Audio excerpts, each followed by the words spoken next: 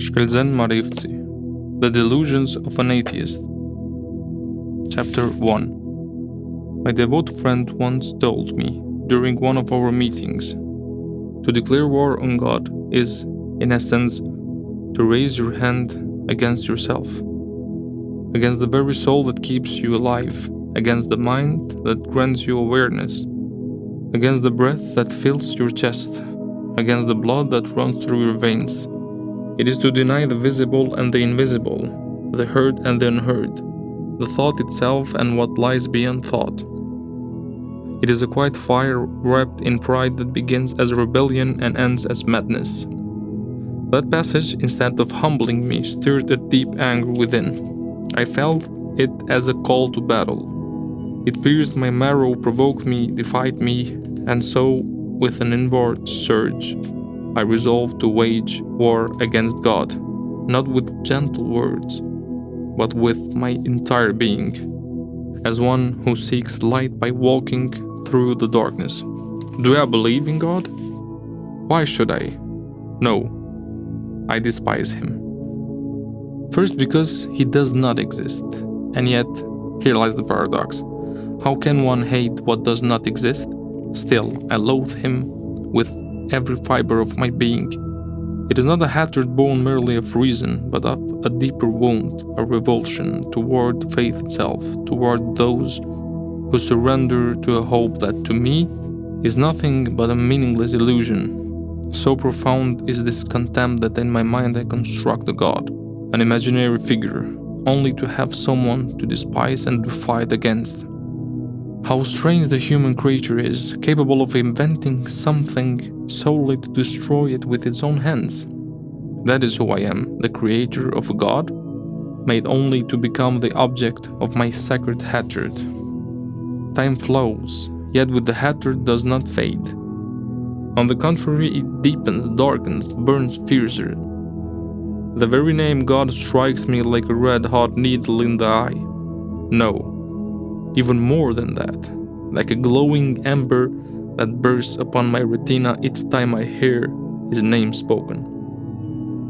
It is a pain that sears all the more for the absurdity that sustains it. Now that I am in my 40s, I sometimes think of abandoning this struggle, but I cannot. Conversations about God fill me with pure disgust. They sound like tales of mythology, only more dangerous because people actually believe them. And little by little, that disgust has hardened into sworn enmity, not merely against an idea, but against the very root from which that idea springs, faith itself. I have made it the purpose of my life to unmake God, to erase him from the minds of others, just as he does not exist in mine. I have become a soldier of an unspoken war, a Don Quixote, not tilting at windmills, but at the ideas men hold sacred. I read incessantly, I dissect every claim, every dogma, every so-called revelation. I meditate not to find the illumination, but to gather darkness, to expose the vast emptiness upon which belief is built. With all my being, I devote myself to dismantling the God of the faithful. Poor souls, they believe in what their eyes have never seen. Philosophy, psychology, sociology, the natural sciences, they are my weapons. Not as tools of curiosity, but as instruments of silent, burning war. Every word I read becomes another nail in the coffin of faith in God. A being who for me must not exist, not even in the imagination of others. And so devoted I am to this struggle that I cling to books tighter than a blind man clings to his staff, convinced that within them lies a strange kind of safety. They are my eyes, my hands, my faith. My entire being bows before a single purpose: to destroy belief, to dismantle the structure upon which the word God rests. Every plan, every step, every thought is a fragment of this mission that I live and breathe for. My breath itself sustains me only to fulfill the purpose I have set, to turn believers into unbelievers, to make them hate the God they adore, even more than anything else in life, not out of malice, but in the name of revealing an undeniable truth that God does not exist. Sometimes I laugh at myself, a laughter that trembles on the edge of sobbing, like a tear unsure whether it springs from pain or irony. A single moment of pause, a sudden thought, and I remember that there are still people who believe blindly with holy humility in the existence of God. And I am astonished, not in malice, but in a kind of quiet bewilderment, like a man who gazes at the stars and cannot tell whether he is looking at the heavens or at the reflection of his own desires. How can it be? How can one believe in a presence so unseen while the world groans beneath his silence? I ask myself. I have always liked Sartre's word. There is no God, and man is condemned to be free. And since I am condemned to be free, I wish that all men might share this sentence, so that they too may be free. Chapter 2. I believe in chance, not as a casual idea, but as a profound truth that runs through the very core of my being. The world, as I see it, is not the work of some divine intellect or flawless plan. It is the offspring of chaos, a purposeless occurrence, a blind drift of atoms in space. And this conviction I defend with a fanatism that, paradoxically, is no less zealous than that of believers. Chance and the senses are my weapons.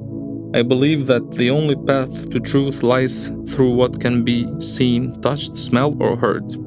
Everything beyond the senses seemed to me like mist, a poetic invention meant to console frightened hearts. My motto is simple, yet unyielding. Things must be seen, touched, heard, or tasted to be believed. This is not merely a slogan, it is a way of life, an obsession. I feed my mind so constantly with research and reading that it never stops grinding, day and night, without pause. I have become like a machine that never powers down, driven to destroy every trace of belief, every notion that suggests an invisible mind or a higher being.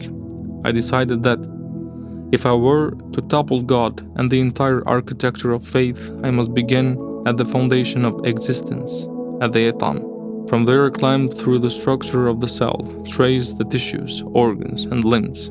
I analyzed the blood, the nerves, every electrical impulse of the brain, and then move outward, toward nature, the sea, the air, the animals, the laws of physics, and finally the cosmos itself. The final blows come from the stars, from the vast, deafening silence of the universe, where there is neither divine voice nor promise of salvation. I began gathering literature. My shelf soon overflowed with books about the smallest particles of matter, the birth of the universe, evolution, biological structures, theories of energy, and the forces that raise and collapse galaxies. But science alone was not enough. Philosophy is the terrain where I must descend into the depths. I have not forgotten that the philosophers who challenged faith long before me. Socrates with his cutting irony, Plato with his shadows in the cave, Pythagoras who saw harmony in numbers, Epicurus who sought happiness in reasoned pleasure, Diogenes who did truth within his madness, Heraclitus with his ever-flowing stream of all things, and then the moderns, Nietzsche, who proclaimed the death of God and raised man as a tragic, solitary being, Sartre, with a dreadful freedom of existence without essence, Zizek, with his paradoxes of ideology, Foucault, with his dissection of the hidden powers embedded in every discourse. To study will perhaps last more than a year, a long time for an endeavor that aims not to build, but to dismantle, to ruin.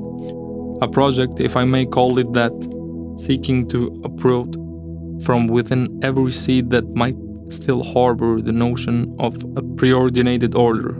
And yet, deep beneath all these books, arguments, and cold logic, I sense the question quietly growing. If everything is chance, And I'm so certain of it that why does it wound me so deeply to consider the possibility that God might exist? Still, I will undertake this journey with all the strength of my spirit and reason, immersed in an unrelenting pursuit to probe every corner of human knowledge, to examine every detail, to investigate every enigma of the universe, with the sole purpose of proving that God does not exist.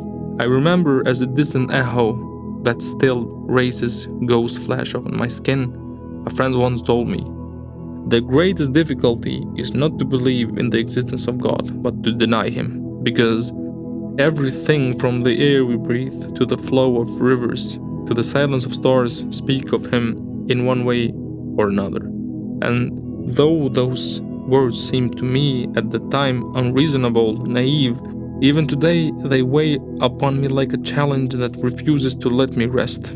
Yet I insist with conviction that I will prove God's denial and stand firmly against my friend's claim, not out of hatred nor blind rebellion, but from an inner necessity, from an unquenchable thirst to understand the truth, however cold or painful it may be. I will seek it in the depth of science, in the iron logic of reason, in the dizzying solitude of man standing before an indifferent universe. Chapter 3. I spent long sleepless nights and days filled with lines, sentences, and pages. Books I devoured with the thirst of someone desperate to understand his own existence. Weeks passed, and I felt as though I had become trapped in the invisible web of a spider spun within the heart of an atom. The weight of knowledge on my shoulders grew heavier by the day, yet even more oppressive was my confusion. I read without pause. I consulted experts in atomic and nuclear physics. I began with Atomic Physics by Max Born, that classic work which lays bare the foundations of the microscopic universe. Then came Introduction to Atomic Spectra by Harvey Elliott White, a textbook revered in universities worldwide. Finally, I turned to Introductory Nuclear Physics by Kenneth Crane, a deeper exploration still. A kind of wonder seized me, but with it came a fear I could not name. The fear that arises when a person senses he stands at the threshold of a truth greater than himself. On a simple page online changed my vision of everything. If an apple were the size of the earth, an atom upon it would be the size of a grape. I stopped reading. My hands could no longer hold the book. It slipped from my grasp and fell open on the desk as I pressed my palms against my head. It felt as though a portal had opened inside my consciousness, a silent, shattering revelation. From the textbooks, I already knew that the atom is the smallest unit retaining the properties of a chemical element, and that its size is measured in nanometers. But knowledge without imagination is like a bridge that leads nowhere. That single example twisted my mind and carried me to the brink of discovery, the true dimensions of what the eye cannot see. Later, I came upon another comparison that left me in awe. Imagine the atom as large as a football stadium. If the entire stadium represented the atom's size, then its nucleus, containing nearly all its mass, would be no larger than a grain of wheat resting at its center. Everything else is empty space through which tiny, swift electrons move. The nucleus is minute, yet immensely dense. The atom is almost entirely void, and yet from this emptiness arises everything that is solid and tangible. Your body, the stone, the air, the stars themselves. I thought to myself, we imagine we are dense, solid, complete. But at the deepest level, we are organized emptiness. Within that invisible void lies the mystery of creation, that something so hollow could be so real. My heart began to pound with a strange rhythm. A quake stirred within me, not physical, philosophical. Was everything in this universe truly a game of chance, as I had always believed? Or there was a guiding hand that had arranged all these subtleties, these details, with unfathomable precision? Consider a single droplet of water poised on the tip of a needle. It seems so small, barely visible to the eye, yet within that droplet existed trillions of water molecules, each made of 2 hydrogen atoms and 1 oxygen. In one tiny bed of water there are more atoms than there are stars in our galaxy. Could such an order so perfect with millions of precise connections have emerged by mere chance? Or is there a wisdom that stands behind this wonder? Can coincidence truly create order with such accuracy on such an infinitesimal scale? My mind trembled. Something within my head seemed to crack. The concepts I once held as unshakable now felt like sandcastle dissolving beneath the waves of truth. In that dazed state, I remember a debate with an imam, an erudite man whose wisdom I had once dismissed. He had said to me, "Is this not a sign of Creator's wisdom? Only an infinite power could fashion something so small, so intricate and yet so vital." His words has once sounded to me like hollow metaphors, but that night they gained weight. I pushed the book aside, the very ones I had sought to use to expose the weakness of God, and reached for another volume, a Quran I had kept for entirely different reasons, to find flaws within it. I had searched for errors, but what I found was silence and depth and silence that shook my inner being. The Quran says, "Whoever does an atom's weight of good shall see it, and whoever does an atom's weight of evil shall see it." Is it not astonishing that such mention of an invisible structure, an indivisible particle of reality, appears in a text revealed over 14 centuries ago? A text completed by a man unlettered, the Prophet Muhammad, and elsewhere it reads, "We created every living thing from water." Water, the bearer of life, containing within its atomic structure the very secrets of existence, unseen to my eye, to yours, to any human eye. Could that truly be coincidence? I thought to myself, this is not coincidence, this is sign. Yet, though shaken, my pride, the last fortress of a mind unwilling to bow, remained steadfast in opposition. I was not ready to surrender. With a conviction bordering on arrogance, I still believed that I would win the war against God. I, this being who defies the stars with his restless heart. However fierce the waves that crashed upon the shores of my spirit, I believed I would withstand them, conquer them. But this time a quiet thought, a whisper from the depth of consciousness, unsettled me. Perhaps I had not erred in my reading, but in my purpose. It was the atom itself, that invisible mystery, the smallest creature of the universe, yet bearer of its entire weight, that stood me face to face with myself. Was this atom merely a fragment of matter, or a trace of the Creator's hand?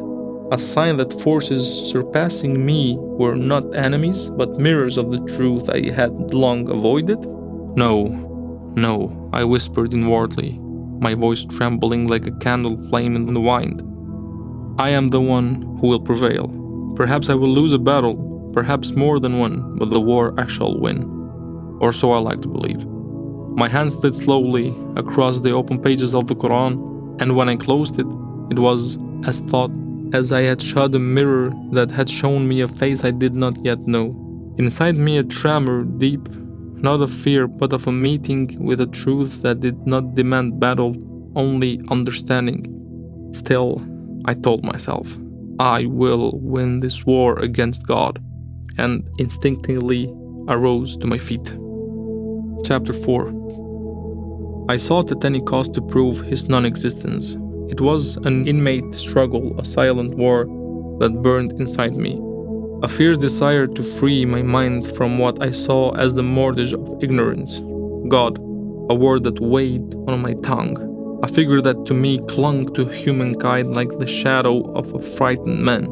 And I wanted to drive that shadow away when the first shock struck me, when the atom, the minute, invisible thing that bears the world upon its shoulders, made me stop doubt. I found this consolation in the words of Friedrich Nietzsche. This modern Prometheus, bold enough to declare, God is dead. In The Gay Science, Nietzsche argued boldly that God was a human invention, a way to give meaning and direction to a dark world. Now, in the age of science and reason, this God had no place. He had ceased to exist because we no longer needed him. I found myself drawn to that philosophy. I felt stoic, unbreakable, a war horse galloping to the field, certain the battle was already won. My pride swelled, grew into a magnificent, towering body, head held high. I reread the works, plunged into philosophy like a pilgrim seeing salvation in every sentence. With a clear plan in hand, I continued to strike at the foundation of faith with the weapon called science. My gaze turned to the cell, that small, almost invisible unit I had learned of in primary school as the fundamental unit of life. I have never really seen through the eyes of an inquisitor, a skeptic. I convinced myself that if there were any place where truth, bitter truth for the faithful, might hide, it would be in the heart of the cell. Yes, the unseen cell will be the final blow that will topple believers and their faith in God, I told myself, smiling softly. I sat at my desk among books that seemed to absorb light and thirst for knowledge. I chose great authors, voices unafraid to tear away the curtain of mystery. Among them, Bruce Albert's Molecular Biology of the Cell felt almost like a new sacred book, a testament to reason. I began reading voraciously, hungry for proof, for an ultimate weapon that would finally finish the idea of a creator. A strong wind blew outside, but a greater storm raged within me, and amid my reading, something inexplicable happened.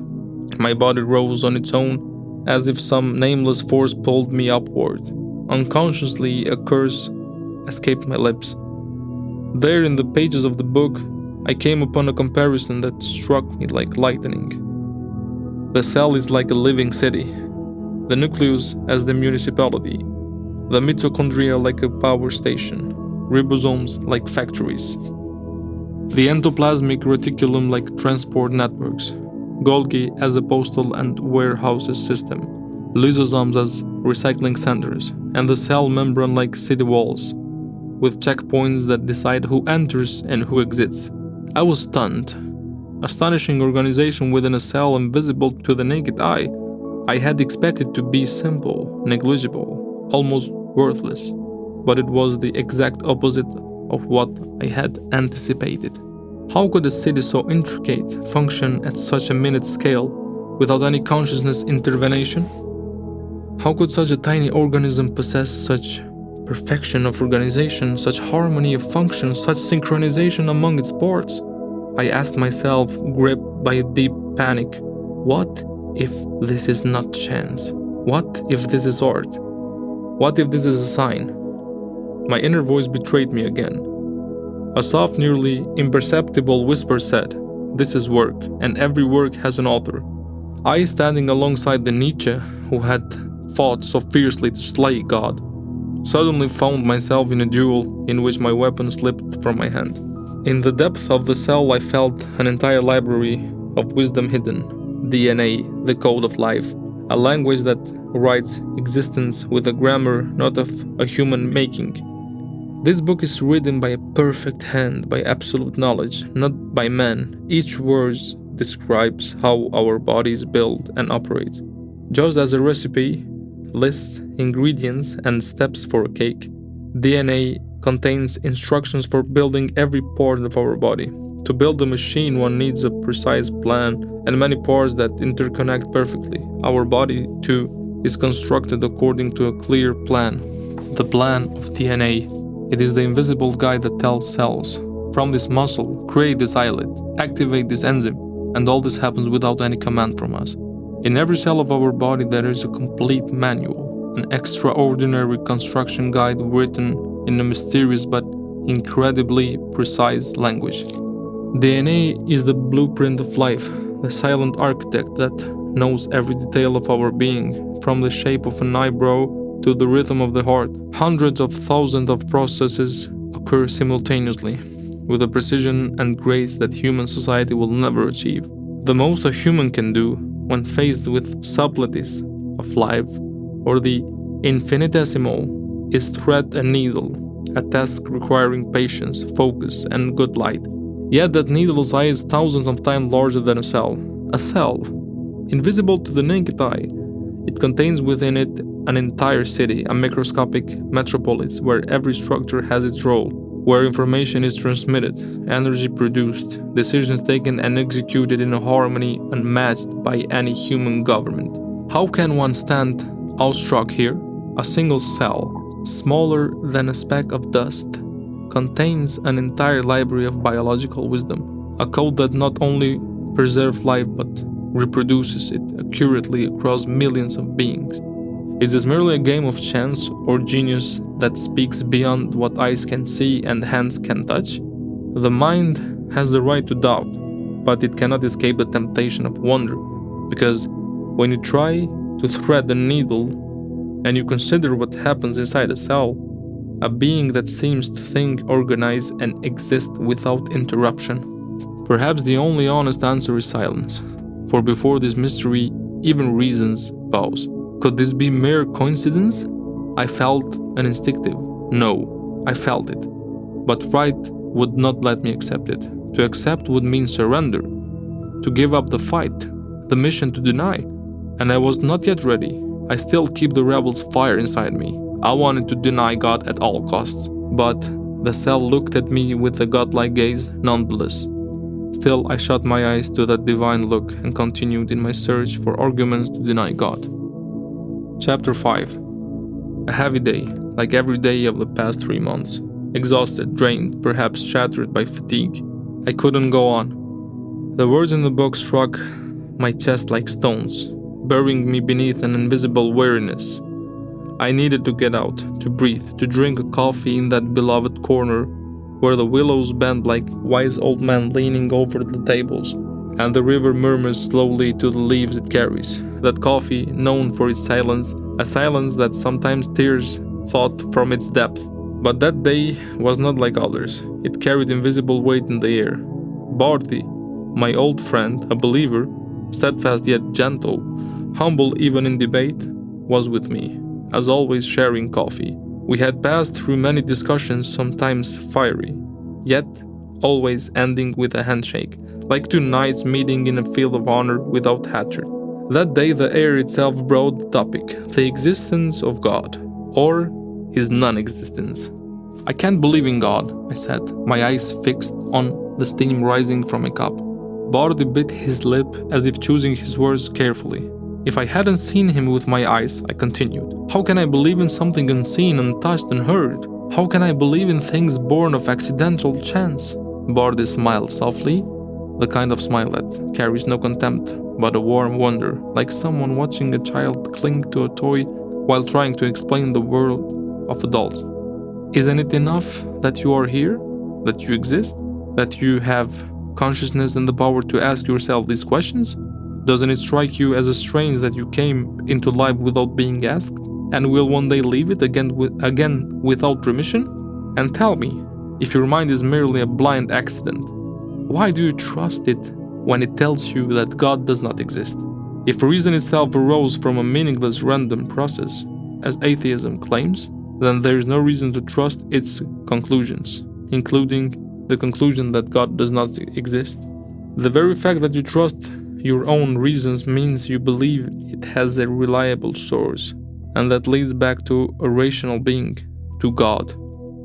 Fine, I said, with a trace of mockery. But who brought me into existence? God, of course. Who else? He answered without the slightest hesitation. My eyes narrowed, a flicker of triumph in them. Then, who created God? I expected him to falter, to hesitate, but the opposite happened. That weapon, too, misfired like the gunpowder. Our mind, he said calmly, is a limited gift. I waited for him to continue. It wasn't made to grasp everything, but to seek honestly. What you're trying to do, he went on, is to comprehend infinity with a small vessel, to hold the sea in your palm. It doesn't work that way, my friend. You see? I hurried to say. Bardi sat alert, watching me with curiosity, ready to answer. Whenever you lack an answer, I said, you claim that the mind is limited. Because it is limited. And that's the plain truth, he said firmly. What can I say to that? I muttered, shaking my head in frustration. My friend, he said gently, let me ask you, how many cells are in your body? The exact number now, at this very second. Can you stop a single cell from dying? Do you have any guarantee that after this conversation you'll still be alive? How many stars are there in total? What's the weight of the earth, the moon, the sun? How many living creatures exist in the oceans? And how many on land? Do you know any of this? I was silent. Not because I had nothing to say, but because I felt that any words would be hollow. He continued, his calmness flowing like a river. We are a speck of dust in a cosmos beyond imagination, and yet we insist on defining the infinite with our finite minds. Why must God shrink to fit our dimensions before we find it easy to believe in Him? Isn't it precisely His greatness that challenges us to believe without seeing, to feel without touching, to know without encompassing Him with thought? If He could be reduced to the limits of our perception, He would no longer be God, but another creature, subject to the light that falls upon Him, the hands that touch Him, the eyes that judge Him. A God who submits to our senses is no God at all, but an idol carved by ego. Isn't it ignorance? He asked. For the creature to try to measure the creature with its own yardstick? Tell me, are the eyes that create light, or the light that made the eyes able to see? Are the hands the makers of reality, or is reality that made itself graspable to our hands? We didn't create our eyes, nor our hands, and yet we demand that the creator of all things submit himself to our scrutiny, as though he were another body in the laboratory of our senses. Isn't that absurd? A painting cannot understand the painter who made it. A computer program cannot contain within itself the mind of its programmer. Then, how can mind, limited by time, space, and morality, hope to encompass with its reason the Almighty, the Eternal, the Infinite? To try to reduce God to the dimensions of our reason is like trying to pour the ocean into a glass of water. Impossible. Not because the ocean does not exist, but because the glass is too small. Something inside me trembled, like an ashing bone reminding you of a long-denied truth. For a few moments I stared into the bottom of my cup. In the spirals of coffee settling there, I saw my own uncertainty. I wondered if all this logical rebellion had been only a way of refusing that the heart had always known. Bardi said nothing more. He only looked at me. In that gaze, there were no words, but a silent plea, a gentle invitation, not to be conquered by logic, but to be illuminated by love. And somehow, I felt I was losing, not a defeat that humiliates, but one that saves. Yet, I clung to my pride, that pride I had nourished and raised like a child, now grown into a proud, stop-born man. Chapter 6. Though my arguments had begun to fade like shadows at dusk, a blind, almost instinctive persistence drove me not to surrender. There was within me a silent passion, a hidden fire that would not go out. Perhaps it was an atheist himself, who one I had fed for years like a child under constant care. He would not let me retreat, even when inner tremors tossed me like waves in a storm, one moment drawing me toward God, the next pushing me away. That trained atheist, carefully built and proudly defended, kept me upright.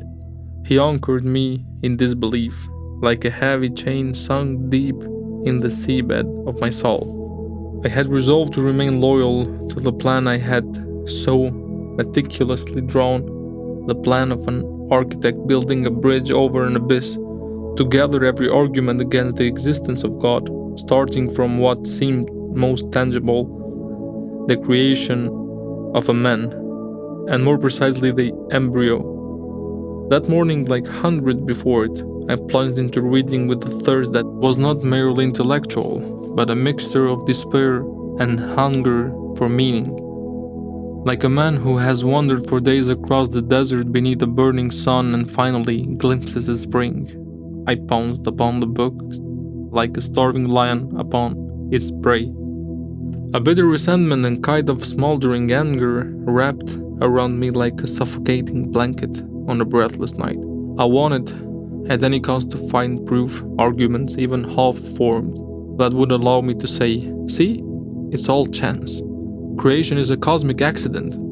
It was less a quest for truth than a rebellion against the silence of the universe, a desperate attempt to name the void. Somewhere deep within, I wanted victory. Not just over my professors, my friends, Bardhi, or my devout family, but over the faith itself, like a quiet rebel seeking to overthrow a fortress he never built, but cannot bear to accept it as it stands. During one of our past debates, Bardhi has mentioned that the Quran describes the stages of embryonic development with astonishing accuracy. He had quoted the passage it etched deeply in his memory, saying that the creation of man is described in distinct, precise phases. To encounter them, I decided to start from my source. I opened The Developing Human by Keith L. Moore, one of the most respected names in modern embryology. Moore himself had written that the description of human development in the Quran could not have been based on the scientific knowledge available at the time of the Prophet. The terminology used is remarkably accurate for the stages of the embryo. I then opened the Quran and read carefully. He creates you in wombs of your mothers, creation after creation, within 3 veils of darkness. That is Allah, your Lord. To Him belongs all sovereignty. There is no deity but Him. So, how are you turned away? Az-Zumar 39:6. 3 veils of darkness, I whispered. The phrase struck me as an enigma. In my effort to understand, I turned to a scientific text that mentioned the same concept, and, to my astonishment, found the same explanation.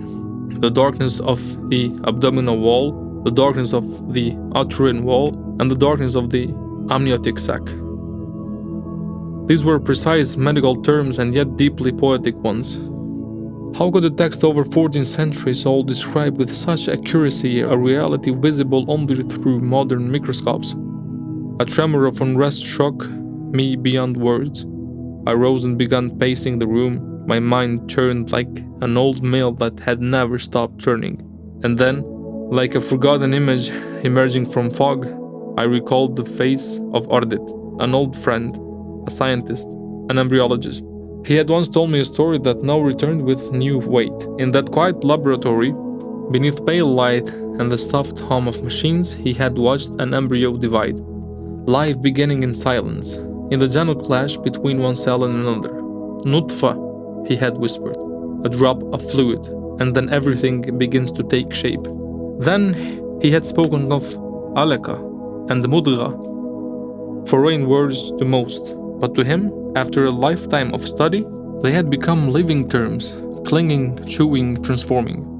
He had told me in a trembling voice, there are things we can measure, scan and describe, but there comes a moment, a single instant, when science falls silent, and man ceases to be a structure and becomes another creation. It was that mysterious fracture between body and soul, between matter and consciousness. But what do I care for any of that? I shouted inwardly, enough! I wanted to refute God's existence, period. I wanted to believe that we are here by accident, and that was enough. Let Bardhi, Ardit and every other Bardhi and Ardit cling to their metaphors. Let them all go to hell. I wanted emptiness. I wanted to rest upon the silence of a universe that does not speak, unless you're ready to listen. And yet books do not burn easily, but when their voices cling to your mind like shadows. When I was reading were no longer mere words, but marks engraved deep inside, invisible. And perhaps what unsettled me the most, what broke me the most, was that I could not escape a question that followed me like my shadow. What if this chance is no chance at all? What if this thirst for emptiness is itself proof that emptiness isn't enough? What if the voice I seek to deny is precisely the one that never stops speaking? And what if my rebellion is nothing but a prayer in disguise? From an unbearable desperation, I wanted to scream to the sky, to hurl my voice beyond the atmosphere, to let it echo in the void of the universe. Like a child shouting at the parent who will not answer, I cried within myself. Even though I don't believe you exist, you, God, or whatever you call yourself, It's useless to try to persuade me. In the end, when my plan is complete, you will lose. I swear it. I will triumph. In the minds of men, you will cease to exist. But my voice did not echo. It vanished into a silence that was not emptiness, but expectation. And then, like an invisible embrace, a thought came to me. What if this battle has nothing to do with victory or defeat? What if it is only the journey, and the voice that answers me is not from beyond, but from the depth I refuse to admit exists? Perhaps when man seeks emptiness with all his might, truth follows him quietly, not to crush his disbelief, but to invite him to look deeper. And perhaps at that very point where man cries, "There is no God," he stands closer than ever to the one he is trying to deny. I stopped for a moment, not thinking, just wishing not to exist for a while. I stayed in that suspended state, detached from the world of thoughts. And then a memory pierced the fog. Something Ardit had said months ago during a conversation. If you saw a printer that every day produced a new book, not just pages with ink, but chapters that build upon one another with divine order, with a rhythm that never falters, with rules where every letter falls perfectly into place, what would you think? Would you call the cling that paper and ink are simply colliding by chance? Or would you pause for a moment and admit that behind that process, there must be a mind, a hidden hand giving command to the order? The same miracle multiplied infinitely happens with the embryo. It has no eyes, yet it knows its way. No tongue, yet it speaks through its growth. No clock, yet it moves in time not given by the world. Like a melody rising from an unseen source, the body forms with a wisdom unlearned but present from the beginning. Faced with a wisdom that precedes consciousness itself, the deepest question arises. Who was the one who thought before thought existed? In a world where even the stillness of a cell is obedience, there is no place for coincidence, only reverence. And yet, I cannot overcome myself enough to believe in God, but that my mind feels clouded. This is true. Still, the atheist within me keeps me standing stoic. Even when I fall, it is he, the atheist, who stretches out his hands to grasp mine, to lift me once more to my feet of disbelief. Chapter 7. I hunted for dilemmas and questions like hidden landmines, ideas ready to detonate without warning in the consciousness of anyone who believed in God with untroubled certainty. An inner voice gnawed at me, a curiosity that refused to be fed with easy answers. On long nights among shelves of philosophy, I searched for weapons of the mind that might unsettle Bardi, my old friend, the most persistent believer I had ever known, yet learned and gentle all the same. I had gathered questions like sharpened arrows written carefully in a blue notebook I guarded with the devotion of an alchemist, protecting the secret of gold. Among them, the keenest was this. If God is all-powerful, all-knowing and good, why does evil exist? If he wants to stop evil but cannot, then he is not all-powerful. If he can but will not, he is not good. And if he both can and wills it, why then does evil persist? I felt like a soldier prepared for a battle of minds, armed not with steel but with doubts, words, philosophy. I called Bardi for coffee at our usual place. He didn't know it, but he was walking into a confrontation I had imagined as decisive. The waiter set down our cups and withdrew with a small bow. Bardi stirred his sugar, and I waited for the right moment.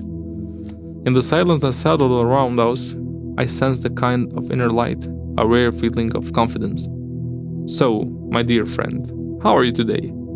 Bardi broke the quiet with his familiar smile. Fine, thank you. Reading without pause. The search knows no rest, I said. Well then, why shall we discuss today? He asked as calm as ever. God's existence, or more precisely, his non-existence. Bardi laughed softly, the laugh of someone unthreatened by questions. Then tell me, I began throwing my sharpest arrow. If God is all-powerful, all-knowing and good, why does evil exist? Bardi shifted slightly in his chair. I watched him out of the corner of my eye, sure I was approaching victory. From the way you ask, he said, it sounds like you place the blame for evil on God, don't you? Exactly. It's undeniable. There's no room for doubt. He set the cup carefully on his saucer, dabbed the corner of his lip, and began not defensively, but with a calm that seemed to rise from untouched depth. God is not the author of evil. He created man with a gift that surpasses any mechanical account of existence: freedom. Freedom is the foundation of true love. A forced love is emptiness, an illusion. But freedom brings with it the risk of evil. Had God made man incapable of choosing evil, he would have fashioned a moral puppet, not a free soul. Evil is not evidence against God, but rather a sign of a divine love that respects us to the end, even when we turn our backs. A faint murmur stirred through the coffee, but for me all else fell away. Something in me began to shift, a fine crack appearing in the wall of certainty I had built with such care. That brief certainty I had felt moments earlier started to dissolve. "All right," I said, trying to regain the initiative. "Tell me, does God want to stop evil?" "Yes," Bardi answered at once with conviction. "Then, if he wants to stop it but can't, he's not all-powerful. If he can but won't, he's not good. And if he both can and wants to, why does evil exist?" I barely knew how the words left my mouth. I waited to see his eyes falter, his voice waver. Instead, he looked straight at me, a strange brightness in his face.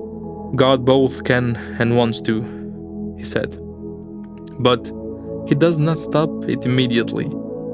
Because if he stopped every act of evil at once, he would also stop our freedom. Think of a wise parent who does not intercept every mistake, not from inability but from love. Evil is permitted, not as the end of the story, but as a plan of a deeper plan. Only through freedom, pain, and choice does a human soul came to know love, not as theory, but as a lived truth. A God who forces us to be good is not a God of love, but of tyranny. And he is not that. He is the creator of true love, therefore we are free to act." "Hard to persuade me," I said. "Listen, my friend. Don't take this the wrong way, but in the end, what difference does it make if you believe in God or not? God does not change because of your belief. He does not grow larger when you exalt him, or nor smaller when you deny him. He stands unshaken beyond time and speech. You are the one who changes. Inside your silence, inside the doubts that bite you in the long nights, there is a void nothing in this world can fill. Many deniers have been born and died. While God is the living, the eternal. He has no need of you. It is you who need him. And in a mercy the human mind cannot fathom, he invites, not from weakness but from love. He does not force belief. He lets you lose yourself, if that is what you choose. For true love is never compulsion. It waits in silence, like a distant light at the end of a long road, revealing itself only to the one who dares to walk toward it. So, no. It is not important to God whether you believe, but to you, it is the only thing that matters. I stared at him, listening with a kind of uneasy curiosity. Though his tone remained gentle, his words struck true and sharp. "I can't betray my senses," I said. "I believe in the senses. I have to see something to believe it, not just assume." "My friend, have you ever felt goosebumps when a song's word and melody touched your soul?" Bardi asked. "Of course, It happens when I hear powerful music or when something deeply emotional happens. Good. Then draw your goosebumps for me, he said. It was an odd request. I was momentarily speechless. How could I draw them? They are sensations, not objects, I laughed. Precisely. You can't see them or measure them, but you feel them. Yet you're certain they're there. It's the same with God for me. I cannot draw him, but I feel him. The very name God gives me goosebumps. You mean God is like feeling, unseen but experienced? Yes. And if you don't deny goosebumps simply because you can't see them, why deny God because you can't see him? Because goosebumps have a biological explanation? They are the body's response to emotion? God has no such scientific proof. And the feelings that evoke these goosebumps, love, fear, hope, you can't draw those either. Do you deny them? No, but they are inner human experiences. I am not saying they have no value. I am saying I don't necessarily link them with the divine being. Then, who inspires the mind and the emotions that provoke them? Why do we not shiver when nothing has moved us? It is chance, or the craftsmanship of a creator who knows all.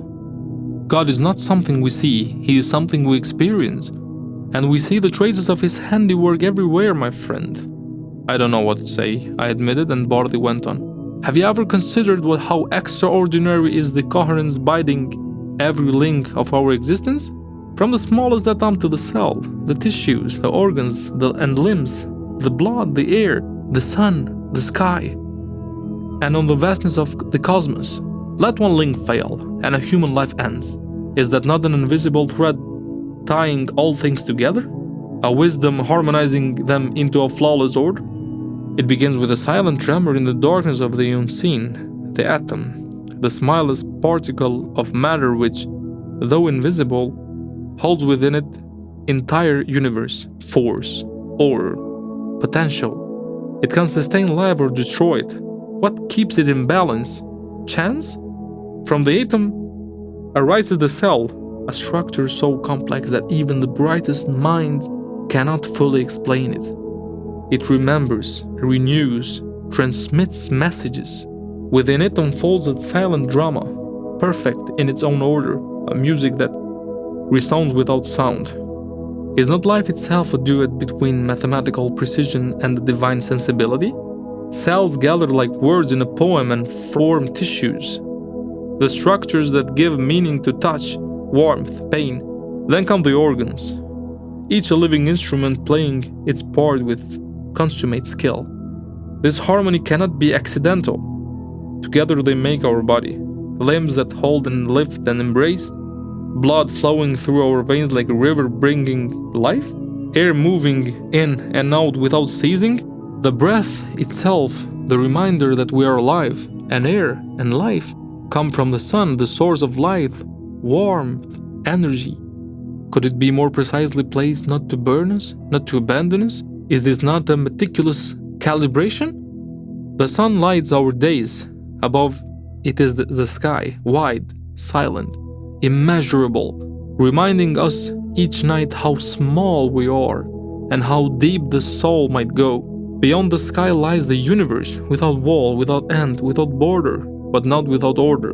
Galaxies swim in the void as if guided by an unseen hand, laws unbroken, harmony unbroken, and in one corner of it, here we are, a speck of cosmic dust, and at once the consciousness that asks, what is all this that surrounds me, and why do I exist? We are atoms that think, cells that feel, organs that love, air that breathes, eyes that seek the sky, and souls that outstrip the body. We are the journey itself, from the minuscule to the magnificent, from matter to meaning. And when we ask who we are, perhaps the most honest answer is this: we are the universe asking for its creator. As surely as there is law in nature, there is a lawgiver. As sure as there is harmony, there is a harmonizer. As sure as there is order, there is a being who sustains it. And he is God, the creator of all that is seen and unseen. His words left me with no retort. More precisely, they left me without the pride of victory. For I had nothing more to say, at least not with the old certainty. That day, it was not the believer shaken by philosophy's question, by the doubter who, for the first time, saw that perhaps the hardest questions were not summons to deny God, but invitations to seek Him more deeply. In silence I thought, perhaps it is not Bardi who needs answers, perhaps it is me, and perhaps at the end of every debate there remains only one great question: can God be fully grasped by a mind still at war with itself? For sometimes the greatest strength does not lie in logic that wins, but in the pace that abides in the soul that believes. I wanted to shout, to tear myself apart with anger. My eyes burned, my fists tightened under the table until my fingers went white. I wanted to pluck Bardi's words from the air and destroy them, one by one, with my cold logic. But I restrained myself. I kept silent, not from conviction, but from an inner collision that left me speechless. A storm that needed no sound because the battle raged where Bardi could not enter within me.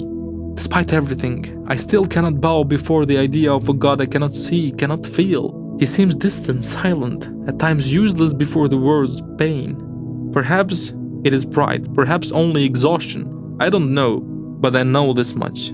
I must keep thinking, seeking, doubting, without knowing whether it brings me closer to truth or drives me farther away.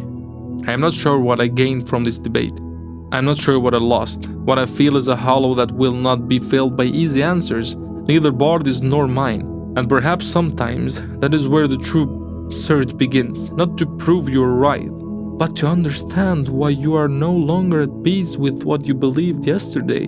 Thus my certainty is that God does not exist and that chance is the creators are fading.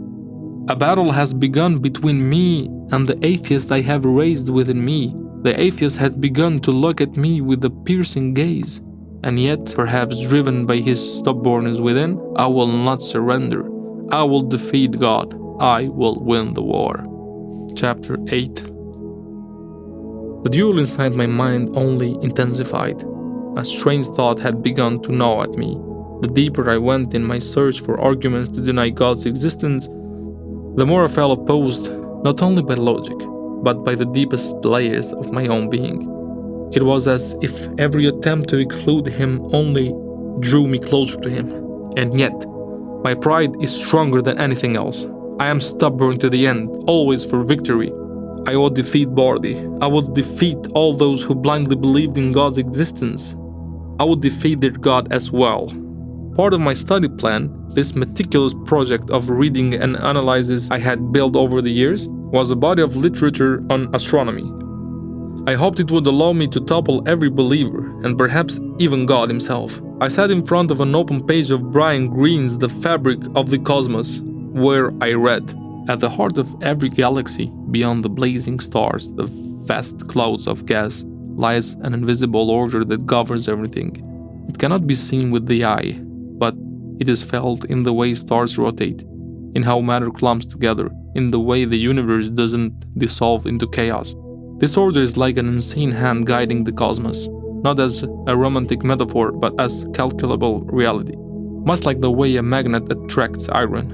You do not see the force, but its effect is undeniable." My smile trembled, not from joy, but from a deep sadness, as if the words were mocking my former conviction that insisted everything was self-organized. "What invisible order?" I muttered to myself. "It's only gravity, only the laws of physics, blind mechanisms that, in some cosmic accident, bend space and time. No hand, no mind, no God." So I believed, and now not entirely from conviction, but from a quiet fury that chewed at me like a wound that refuses to close.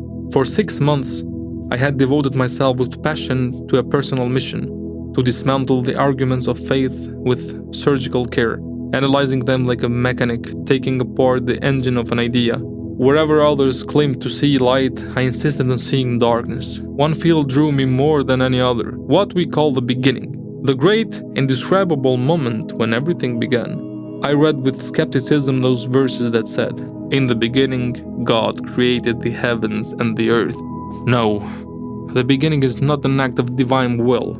It is merely an explosion of energy, a cosmic boom, known as the Big Bang, like a bubble filled with everything that would ever exist suddenly expanding at dizzying speed, like a balloon that inflates in an instant. Up to that point, everything seemed to agree with me, but then a small crack appeared in the fortress I had so carefully built. I was reading about the cosmic microwave background, the cold, faint afterglow of the Big Bang, a distant echo of creation.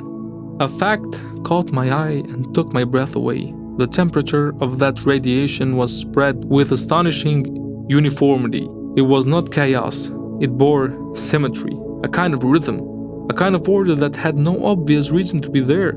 It was like hearing music that someone had clearly composed but never knowing the composer, like finding a page of flawless poetry with no signature, or like seeing grains of sand arranged in geometric patterns by the wind, yet the wind does not do geometry. Could this really happen by itself? I stopped.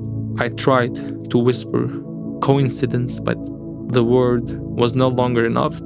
I sensed that disorder was not just a statistical anomaly. It felt like an invisible gaze from beyond the universe, a single eye within the chaos, watching me without speaking and yet saying everything. Instinctively, I stood up. I wanted to shout, but no sound came.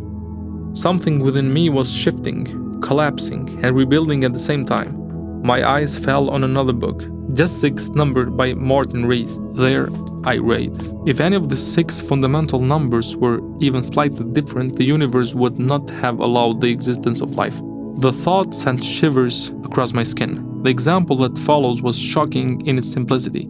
Imagine you are preparing an extremely delicate cake, a recipe so sensitive that it requires the exact amount of 6 ingredients: flour, sugar, eggs, yeast, milk, and butter. If even one of them is changed, 1 gram more of sugar, 1 drop less yeast, the cake will not rise, will not bake properly, or will collapse entirely. It won't turn out at all. The same logic he wrote applies to the universe. It is baked from 6 fundamental ingredients, 6 physical constants: the strength of gravity, the electromagnetic force, the strong nuclear force, the weak nuclear force, Planck's constant, and the cosmological constant, all calibrated with staggering precision. If even one of them were slightly different, stronger, weaker, larger, smaller, the universe would have no stars, no atoms, no life. It would be either empty, frozen in endless darkness, or torn apart with seconds of coming into existence. I whispered to myself, a perfect coincidence? Or a recipe written by an invisible hand? And if it is a recipe, who is the cook? In that moment, that sarcasm that had accompanied me for months abandoned me. In its place, I felt a quiet fear, not fear of some god, but of the possibility that reality might not be just a chain of cold probabilities. That beauty, symmetry, and order might not be accidents. That evening I lit a cigarette on the rooftop. The sky was clear. The stars shone like needles on the dark skin of the universe. I was alone but no longer sure of my solitude. Maybe, I murmured, maybe the greatest arrogance isn't believing in God, but assuming that chaos hides no wisdom. Silence wrapped around me like an invisible cloak. It was no longer looking for an answer. I was looking for meaning. Not necessarily to win a debate, but to discover whether the universe, in its cold, majestic silence, was a question waiting for an answer, or an answer we still don't know how to understand.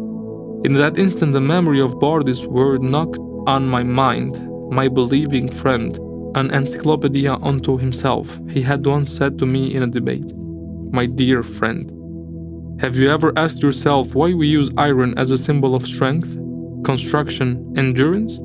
Is it just another metal from the earth, or does it carry a deeper message?" The Noble Quran declares a truth that sciences has only recently caught up with.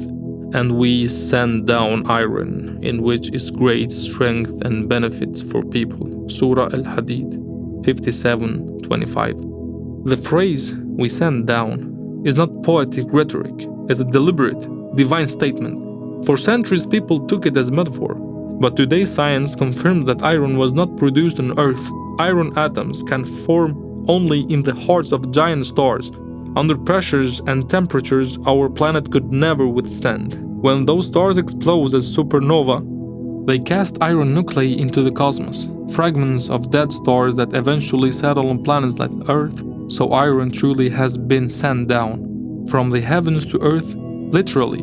Doesn't it give you chills to see that the phrase revealed 1,400 years ago anticipates with such precision the discoveries of modern astrophysics?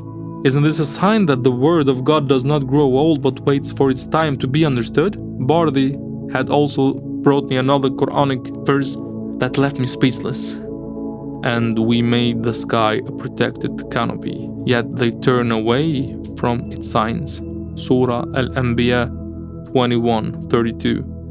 Again, a sentence that in the 7th century must have sounded incomprehensible, but back then the sky was seen as nothing more than a blue emptiness.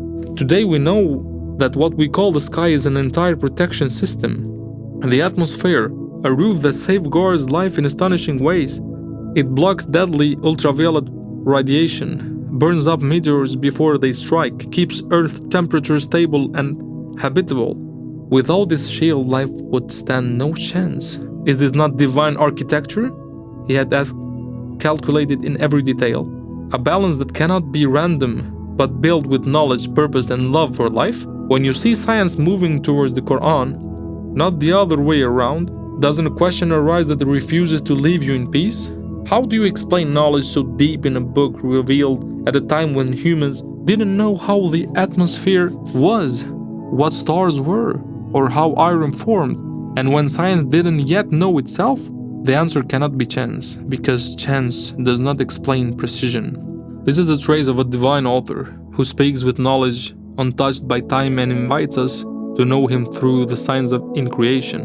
I remained suspended in a deep confusion, my eyes fixed on the sky. The more I plunged into astronomy and into every field of science, searching for arguments against God, the more I discovered the opposite. Knowledge was not leading me to denial, but toward an even greater mystery. Within me, the rival of an atheist grew day by day. My pride at times crashed to the ground, at other times it rose again, as if searching for a truth that logic alone could not bear. The figure growing inside me sometimes laughed, sometimes looked at me with sorrow as if saying, "Poor man, come to your senses. The war you are waging against God is already lost." But still, the atheist within me and I will not surrender. We will defeat God. We will win the war. Chapter 9. Because I felt fractured inside, meeting Bardi became inevitable. I knew he was among the most well-read, informed people I had ever met. I needed his perspective on the universe, on stars, on galaxies. Whenever I felt disturbed or sensed a need for clarity, the first person I went to was Bardi. Despite our disagreements and my constant urge to defeat his ideas and arguments about God's existence, we met, of course. I can't remember a time he ever refused my invitation. So that day too, we sat down and slipped back into our conversations. An evening breeze, soft as a mother's touch, brushed our skin and carried with it a claiming, almost sacred stillness. The birds song in the background sounded like unwritten words of a language only the heart could translate. The leaves of the tree, whose shade covered as swayed gently, as if dancing invisible waltz in the wind. The simple plastic chairs we sat on did nothing to diminish the grandeur of the moment.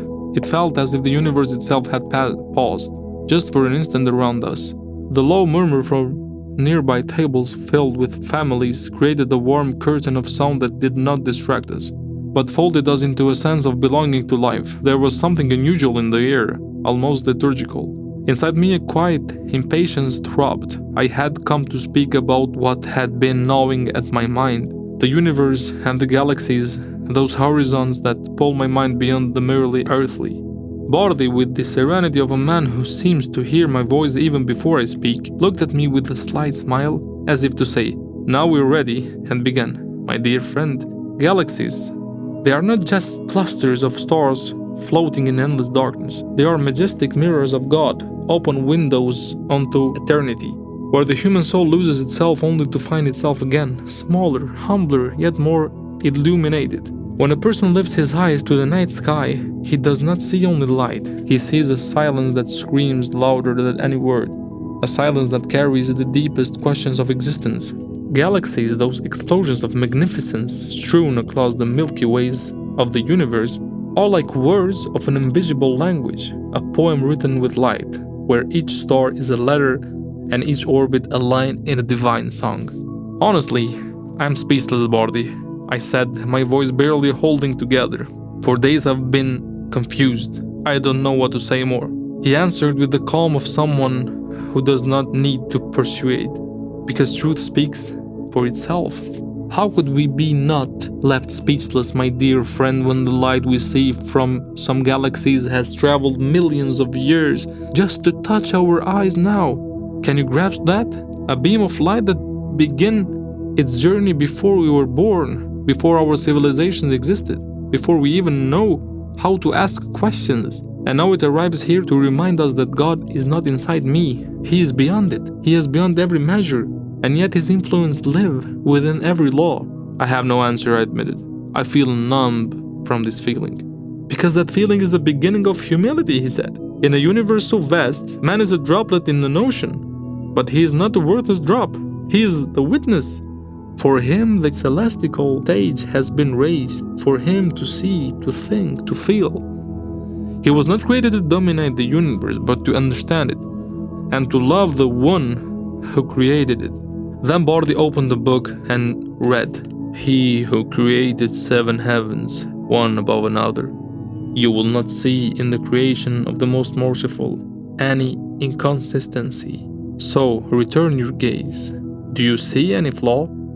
Then return your gaze again and again. Your gaze will come back to you humbled and weary."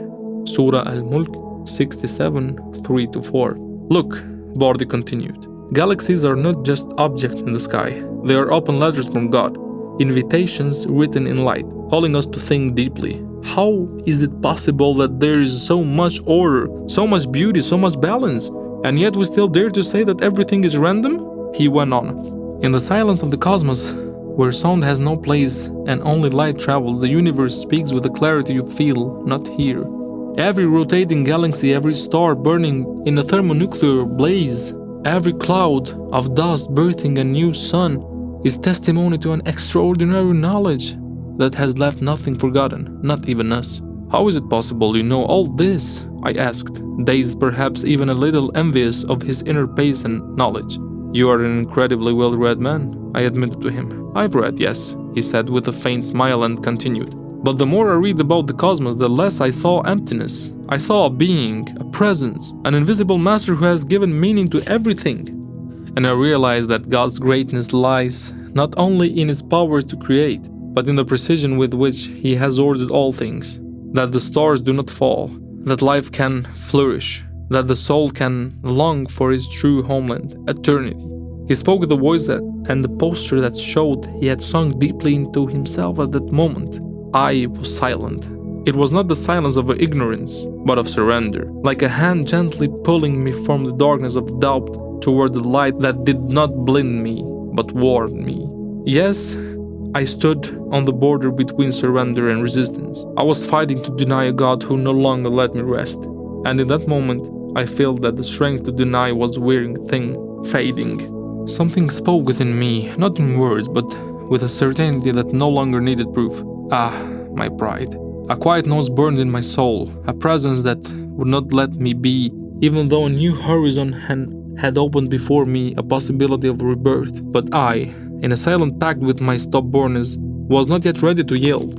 I carved the delay at a turning point, the delay in reconciliation, as a way of lingering a little longer in my rebellion, not to be lost but to understand more deeply. It was a resistance born of hatred, and at the same time of thirst of understanding. Every time I opposed God, I felt as though I was somehow drawing nearer to him. Like a son who pushes away his father's hand, not out of pure disagreement but from a desperate desire to understand why that hand exists.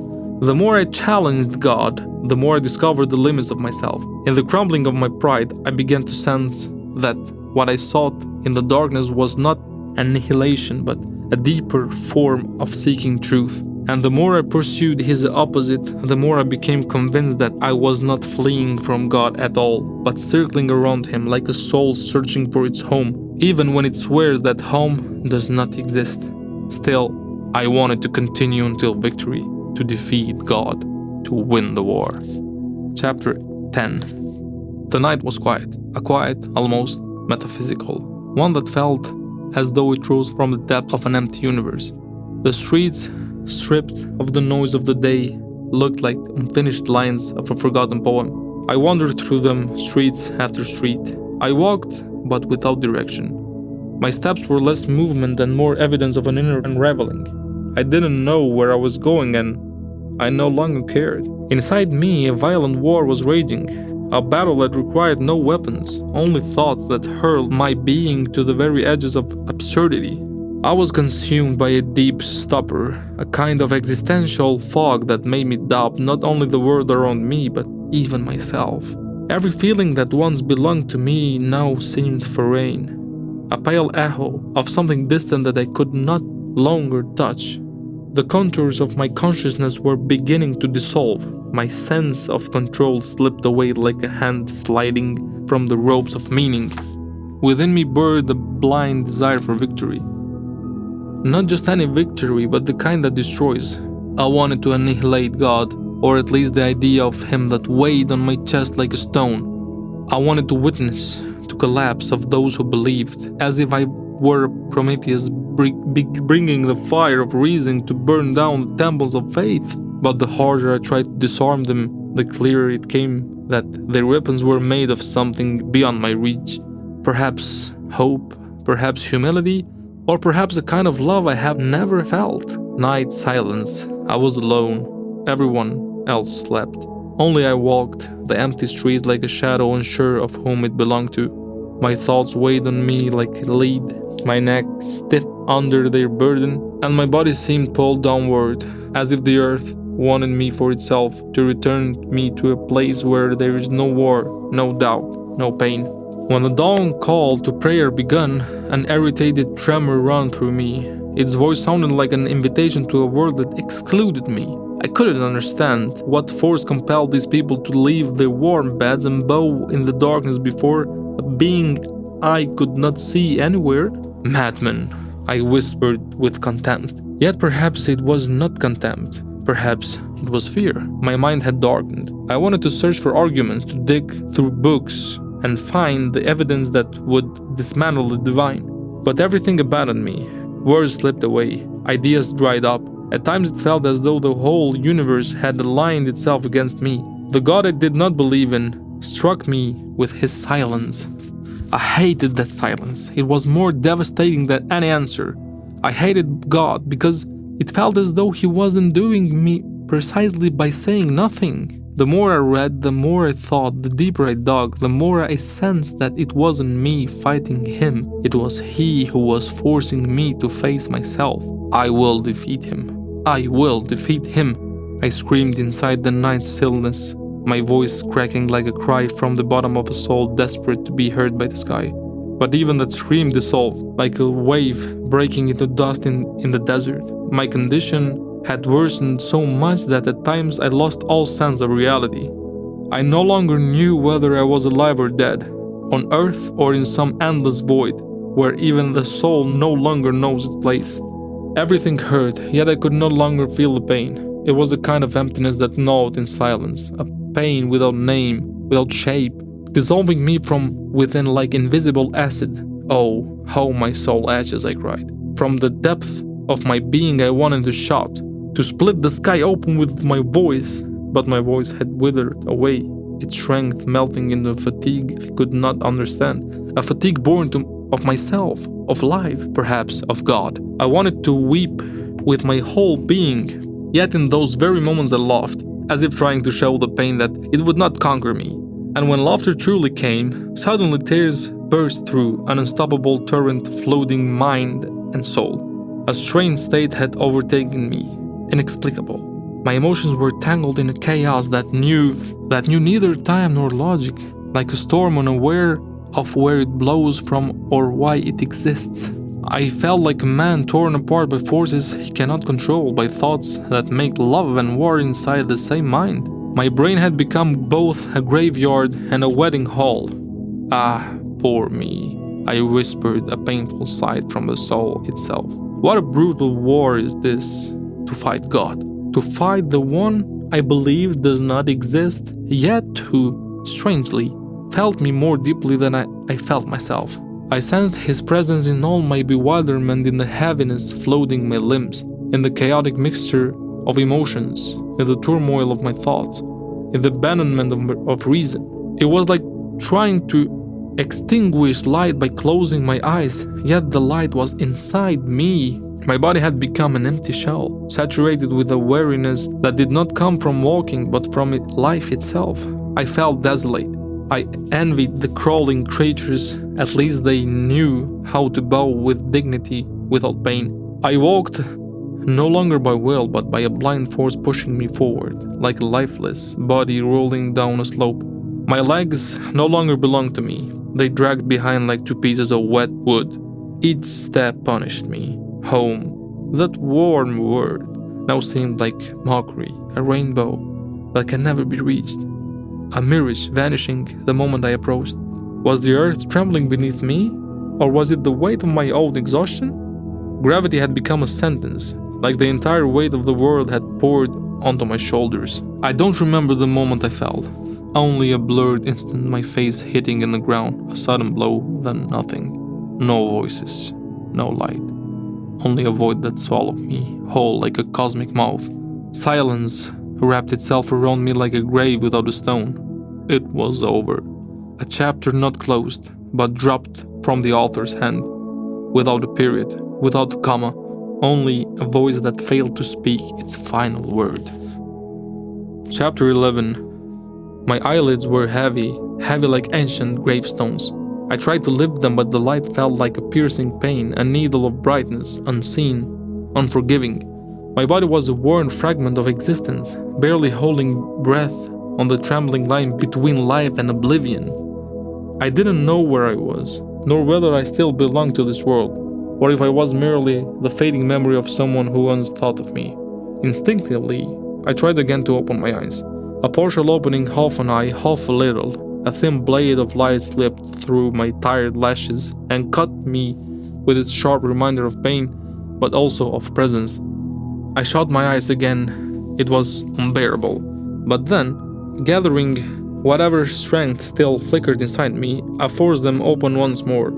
Vision returned slowly, like memories dragging themselves out of the fog of forgetting. Or perhaps more like a man lost in a desert who, after hours of wandering under a merciless sun, crawls toward a small spring of water, exhausted, trembling, yet saved by that first cool touch.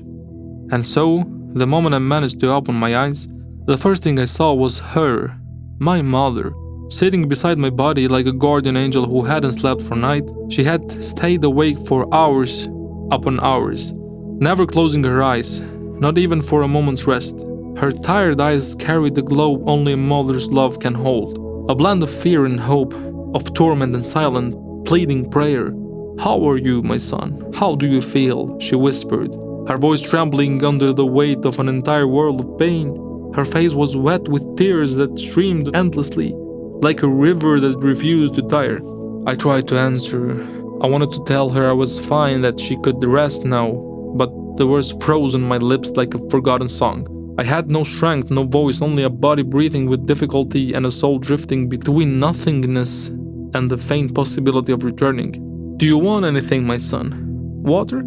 she asked again, her voice thin and shaking. With a faint tilt of my hand, I signaled yes. She rose slowly, carefully, and brought me a glass of water. The water touched my lips like a promise of life. I drank 2-3 sips, then a few more. I felt my tired body respond like a tree sensing sunlight after a long storm. A distant though flickered through my fogged mind. How effortlessly water revived me from the edge of lifelessness. I faintly remembered something Bordi once told me. Water, simple in appearance, yet indispensable to every form of life. No color, no taste, no scent, and yet nothing lives without it. Is that chance? How can something so simple be so perfectly designed? It carries the signature of a wise creator, one who planned every detail. I didn't want to think about that now. The thought irritated me, so I pushed it away and asked my mother instead. Why am I in the hospital, mother? My voice sounded foreign, broken, little, like the voice of a wounded man just before his soul escapes his body. You collapsed in the neighborhood early in the morning, she said, her voice trembling. Her tears burst again, unable to carry the weight of her fear. Instantly, the memory cut through me like a blade at the back of my head. I remembered the fall, the emptiness that followed. But more than the physical pain, a thought struck me with terrifying force. Why didn't the God of believers save me? Where was he? Is he not the refuge of the humble, the protector of the weak? So why did he let me fall like a weightless leaf into the cold street? Then another thought followed. Why couldn't I protect myself? What had my body failed me so suddenly? What changed inside me that I collapsed like a stone rolling down a hill? What's wrong with me, mother? Oh, God protected you, my son, she replied tearfully. It was dangerous. You could have fallen backward on your head. Only God knows what would have happened. But the word God pierced me like a thorn. I remained silent, not out of respect, but because I had neither strength nor the desire to argue. I wanted to tell her that the very God she prayed to was the one who had left me in this state. But mothers do not seek explanations from the universe. She kept stroking my forehead, trying to mend wounds the eyes cannot see. Sometimes she kissed my cheeks, sometimes my hands. There on that cold hospital bed, there wasn't much left in me, except what lived in her hands. Her love kept me alive when everything else seemed to have abandoned me. Her gentle touch slowly drove back her strength that had escaped me. I closed my eyes again. My mother, a small light in the vast darkness of my soul, continued to soothe me with her eternal tenderness, like an old melody that never forgets how to touch the most fragile strings of the heart. She cried without sounds, yet her silence was a scream. Her tears felt like sacred drops from an ancient, wounded spring. Sometimes a tear landed on my face, burning not my skin but my soul. They were warm, as if rising from the depth of a volcano still aflame with love, pain, and loss. They were not ordinary tears. They flowed not merely from the eye, but from that place where logic collapses, from the depth where life meets eternity, and pain meets the love that knows no time. Strength returned to me, not enough to speak or argue, but enough to think. And my thoughts, like deep waves, crashed between the resentment I carried toward the believer's God and the restless curiosity that would not let me be. How had my body without warning shut down completely? One moment I was walking, thinking, breathing, and the next, I became one with the ground. What held me up until that moment? What invisible force kept my eyes seeing, my muscles working, my mind alive? And what stopped me, this perfect system, in an instant, if not to break the arrogance of my pride? Could that be chance? Chance does not possess such logic. My body had been functioning with a harmony I had never acknowledged. The heart beating without pause, the lungs gifting breath, every cell performing its task until an unseen command said, "Stop." And there in my collapse, a realization dawned: the miraculous is not found only in the birth of a child or the stars in the night sky, but also in the simple, incomprehensible fact that a human being stands upright without ever knowing how. The God of the believers was appearing every way, but no, I would not surrender. I would defeat him. I would win the war. Chapter 12. Day 4 in the hospital. Morning arrived quietly, and though I felt physically stronger, I remained tethered to tubes and held captive by the doors of the ward that refused to open toward freedom.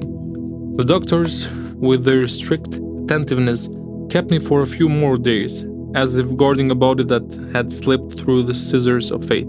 They examined my body, and I examined the world. In those days, every conversation with the doctor somehow drifted back to the terrain where my heart beat hardest, the eternal question of existence, or for me, more accurately, the non-existence of God.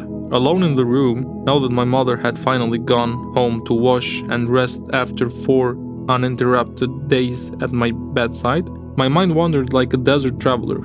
In silence, lying with my hands crossed over my forehead and my eyes fixed on the ceiling, I wondered what topic I would tackle after leaving the hospital.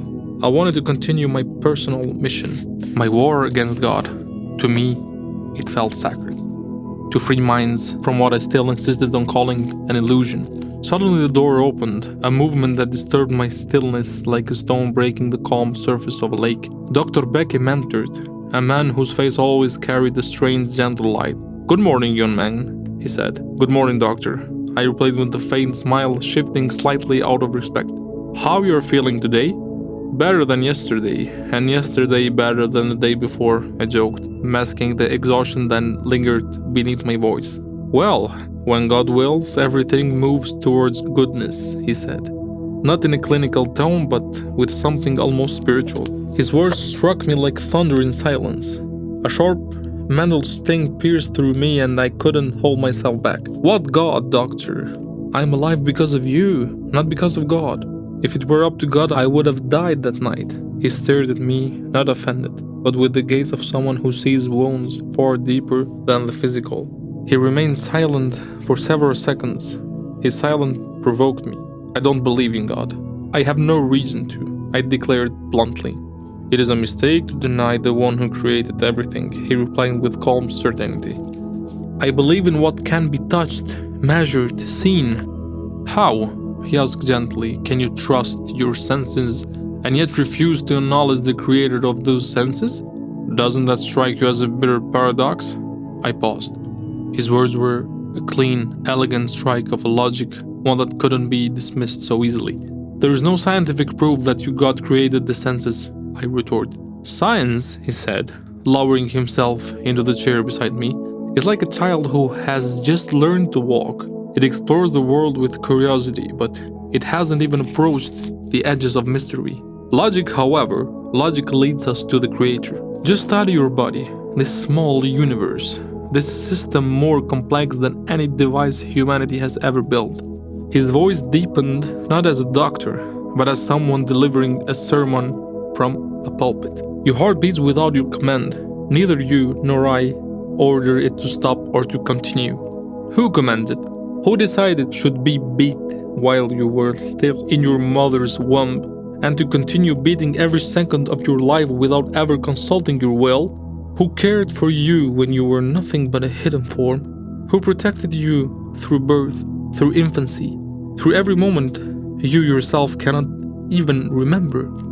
And now, right now, who coordinates the countless process taking place inside us as we speak?" He drew a long breath and continued. "And your brain? You think you are the one thinking, but your mind is like a violin someone else has tuned with exquisite precision. Every emotion, every memory, every impulse is the result of an inner harmony we did not create. Do you know how many billions of cells are cooperating in this very moment so that I speak and you understand?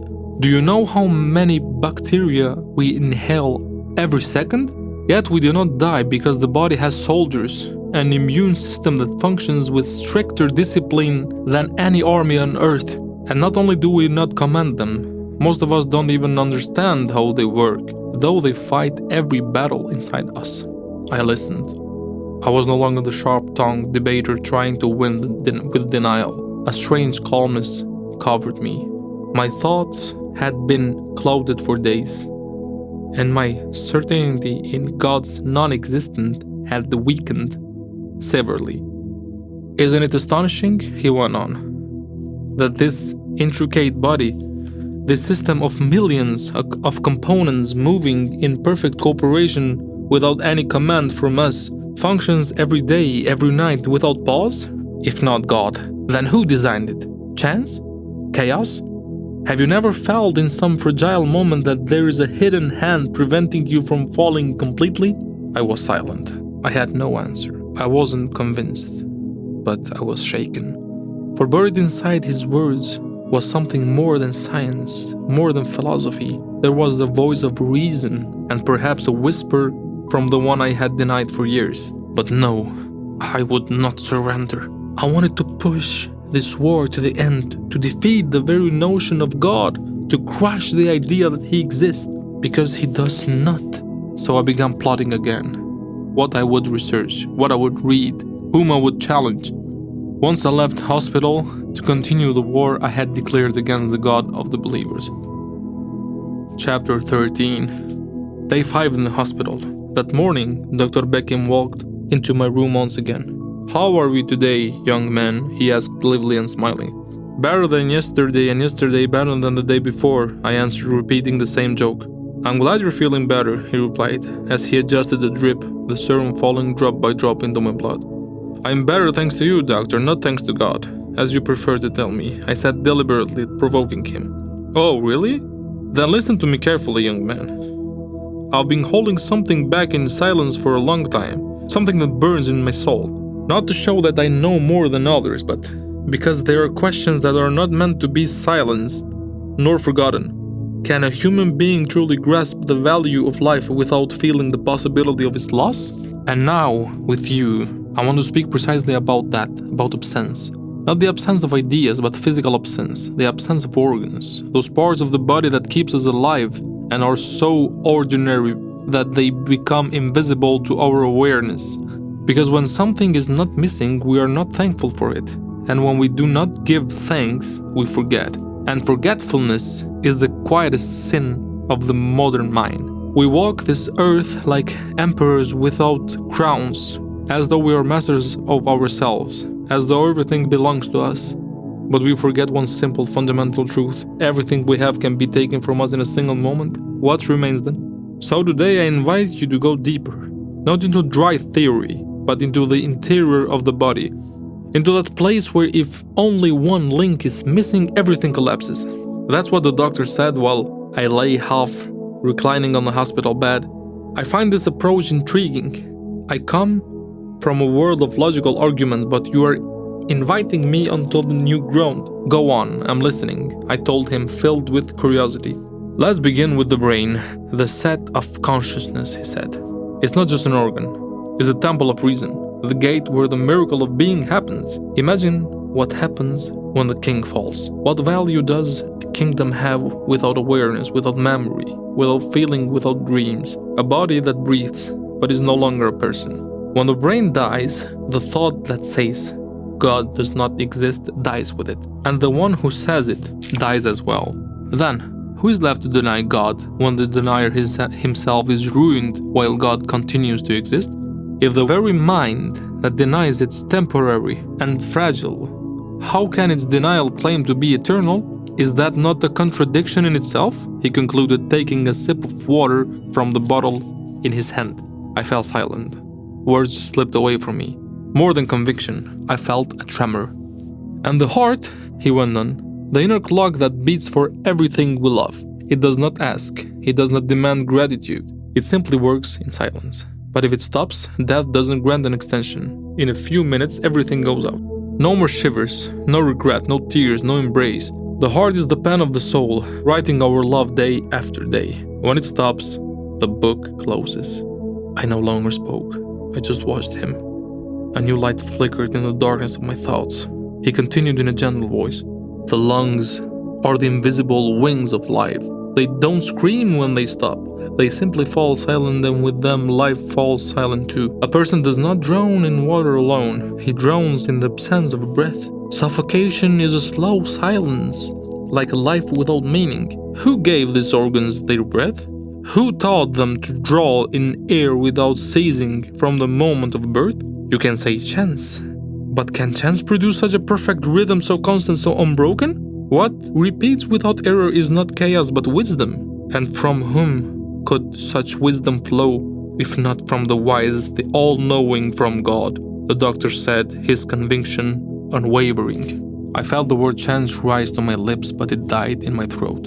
It no longer sounded unbelievable. The doctor went on. And the liver?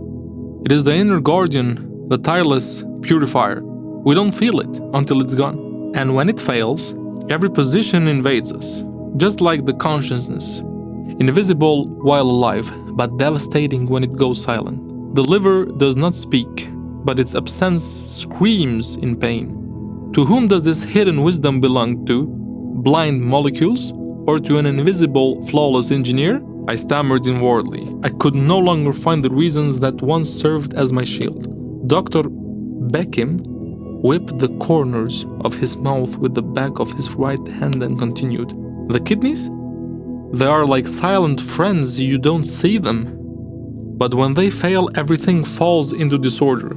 Without them, the body becomes a heap of waste. And then there is the pancreas, that delicate balance of sugar. When it fails, life becomes an endless struggle of equilibrium. Every bite becomes calculation. Every morning becomes fear. And you tell me that this intricate, precise, uninterrupted system is the child of chance? No, my friend, no. Call your mind to attention and think, stripped of your objectivity. Think with full objectivity when it comes to God. I was about to respond, but he stopped me with a soft smile. This is not a lecture, young man. It is a plea, an invitation to look deeper. Your body is a functional order we do not conduct ourselves. We live inside a structure of perfection, where every organ, every cell, every heartbeat bears witness to a wisdom that surpasses our minds. And faced with such fragile perfection, what remains for us but humility?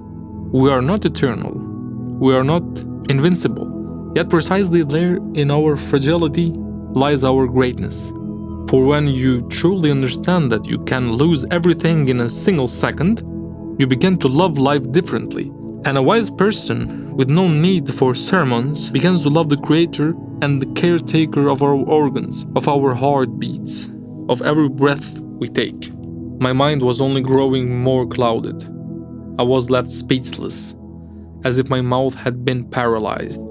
For the moment I remained silent, but of course, I would continue the war, together with the atheist I had raised inside me, all the way to my victory over God. Chapter 14. Returning home from the hospital was not a return to health, but a return to myself. With all the invisible weight I had been carrying like a shadow upon my shoulders. I was no longer in the sterile hospital bed, but in my room bed, in the room whose walls held the memories of my own voice. Joy was there, faint, timid, like a child feeling the scent of freedom for the first time. And yet I knew freedom is not healing, and returning is not always a turn for the better. On the first night, perhaps a mixture of medication and my own bed, the one my body loved more than any other in the world, I fell into a deep sleep, a depth that resembled death more than sleep. And in that quiet darkness, dreams came to visit me, though they were not dreams but journeys into the core of existence. I found myself suddenly inside the human body, not as a doctor, not as a scientist, but as an astonished eye witnessing mystery. I saw the very first moment of life, not birth but conception. Hundreds of millions of sperm cells stormed through the space towards the egg. A mad race, a blind march toward an invisible goal, unheard, unseen, yet so clear in their path. I asked myself, who creates them? Who guides them? Who calls them? Who urges them on? Who sets them in motion? And why do they not stop? In that moment I halted one of the sperm cells racing forward with a frightening determination, like a beam of light shot toward an unseen purpose, and asked, "Where are you all rushing with such force?" I asked, stunned by its devotion. It stopped for a moment, looked at me, if that could be called looking, and said, "We run to create a new life." "You can create a life?" I asked, still confused. It smiled the way cells smile in dreams. "No, we only carry out the order from above." "From above? Who is up there giving orders for life?" The sperm cell paused, as if sinking into a thought deeper than its form could contain. "He who created us all. The creator of life, God," it said plainly. Then it turned and vanished into a light that led toward the mystery of existence, leaving me alone with a question that never stops knocking. How does life begin? And who decides to send a new soul into this world? It was a struggle for life. All the sperm cells moved like soldiers who knew their mission without ever being taught. I knew they could not be seen with the naked eye, yet I saw them with the eye of the soul. I watched as only one entered the egg. The moment it united with it, A miracle occurred. The egg sealed itself to prevent any other cell from entering, while the remaining sperm cells died. Not from defeat, not from despair, but from a quiet, necessary self-sacrifice that became the nourishment for the new life forming within, as if they knew they must die for something to be born. Was this coincidence? Or a hidden super-intelligence with no name? Who taught them to die? Without the death, the new life carried by that single cell would never be born. I remained there, inside that human body, hypnotized by the process. One cell became two, two became four, four multiplied infinitely. I drew close to the countless cluster, seeking understanding, and asked one of them how it was possible that from a single cell they had become so many billions. We do not know how to think. We only follow orders, the cell replied and returned to its task. How could all this happen without the intervention of a hand that creates, that plans, that knows? Which architect built this such wisdom in the darkness of the human womb? First the creation of a cell, then its limitless multiplication, then the division of labor carried out with perfect precision. Incredible for the human mind, yet a reality that creates the human mind itself. The cells began dividing into groups, each group assigned to a specific task, unwritten, unheard, yet known by every cell. One group formed the eyes, another the legs, another the arms. But when the moment for fingers arrived, something happened that left me breathless. Certain cells had to die so that the fingers could take shape. Death was the condition for form. Exactly in the place where groups of cells died, the empty spaces between the fingers remained. Had this not occurred, the hands would have been without fingers. Their self-destruction of an act of sacred creation formed the fingers that would ease human life. Again, I took one of the cells and asked who guided them to act this way, where they received their orders. We only carry out orders, the cell replied, and went back to its work as if saying, do not interrupt me in fulfilling my duties. A silence overtook me, one that cannot be described with words. And from that silence an inner voice, whose origin I didn't know, asked me, coincidence? Or a hand that thinks beyond all human logic? The question struck me like lightning in the middle of a calm whose meaning I no longer understood. I had no words. All that remained was silence as my eyes witnessed a miracle my mind could not explain. Wonder engulfed me entirely, like a fog slipping into the soul without warning. I began to ascend slowly to the heights of the human being, not the heights measured in meters, but those immeasurable ones, towards the mind, towards the mystery of consciousness. I climbed until I reached the summit, the place we call the brain, and sat there for a moment of stillness to breathe amid the enigmas. Up there, I saw light, not ordinary light, but inner lightning. Impulses that traveled at the speed of light and spread to every corner of the body, like letters sent through celestial mail. It was an invisible orchestra at work, a silent order that created every sensation, every thought, every movement. Astonished, I stopped one tiny nerve impulse passing nearby, a thread of light impossible not to notice. I asked hesitantly, "What is this that you do? Who guides you?" The nerve, as though tired of the naive questions of beings who think they understand everything, answered. The brain is a supercomputer no human hand could ever build. It is not merely a mechanism, it is a poet, an architect, memory and sensation. We, the nerves, are its messengers. Every thought you have, every touch, every emotion that trembles through your soul is a command passing through us at a speed that even light struggles to imagine. And when a person feels love or fear or longing, a whole city lights up inside them. I am just one of the lights of that city. Its words dissolved, as if taken by a cosmic wind, and vanished as it had appeared. And I remained there, frozen, filled with more feelings than thought. It was impossible to speak. Words had lost their meaning before the grandeur I had witnessed. Silence had become my temple. When I awoke, I was drenched in sweat. The pillow was damp, and my face felt as though I had just emerged from an inner storm. I didn't know where I was, who I was. Only after a few moments did I regain clarity. I took a deep breath and rose to drink water. After drinking, I looked at myself in the mirror, shaken inside, shaken in my face. Then a voice rose within me, coated in bewilderment. Even in sleep, the questions of God's existence chased me. I inhaled deeply and said to myself, I will not surrender. I will defeat God. I will win the war. Chapter 15. The nights had grown longer than time itself. Their silence had a voice that lashed my soul. In that stillness, I began to feel something strange, like a word seeking to be born inside me, but one that had not yet found its name. When I closed my eyes, I no longer entered ordinary dreams. My dreams descended deep into the interior of the human body, into the darkness where the miracle of life unfolds, into the place where the eyes, those same eyes I had taken for granted all my life, worked with a wisdom I had never understood. This time, in my dream, I stood beside the human eye, watching it like a devotee seeing a sacred temple for the first time. Light approached like a humble visitor, and the eye received it with grace, transforming it into an image. Beside the eye stood a tiny gland, invisible to the ordinary gaze, yet so alive in this inner world.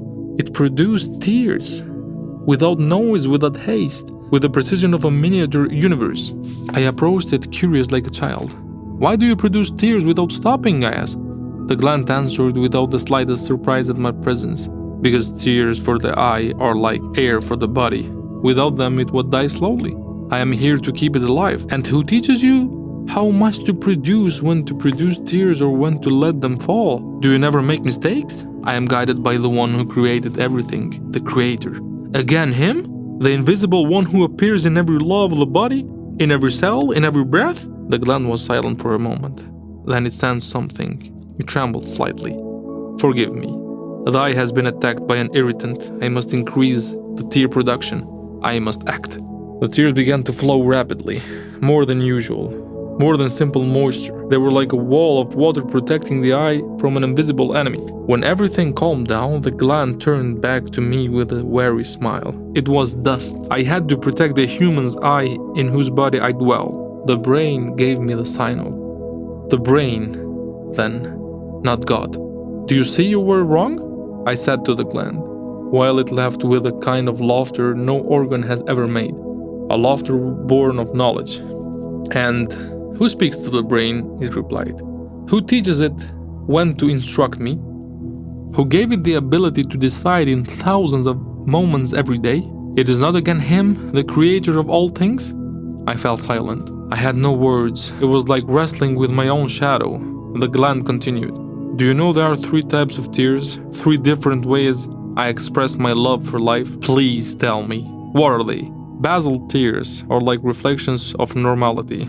They flow constantly without being felt to keep the eye alive. Then there are reflex tears. When something threatens the eye, I react as a shield, releasing a stream as needed. And finally, emotional tears. Those that have nothing to do with the eye but with the soul. When a person feels pain, love, joy, loss, they burst forth, and I increase their flow to ease the burden of the spirit.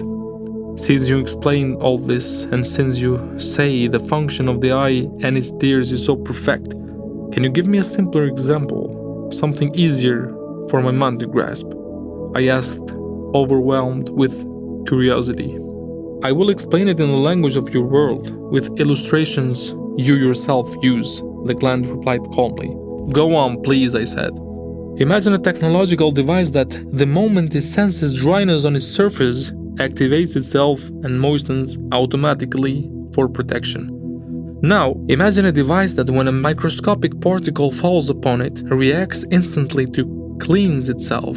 Then, add to this a system that detects light, distance, movement, color, form, depth, and from all these, in an instant, forms a clear, vivid, multicolored image, transmitting it to the brain at the speed of light. But it does not end there.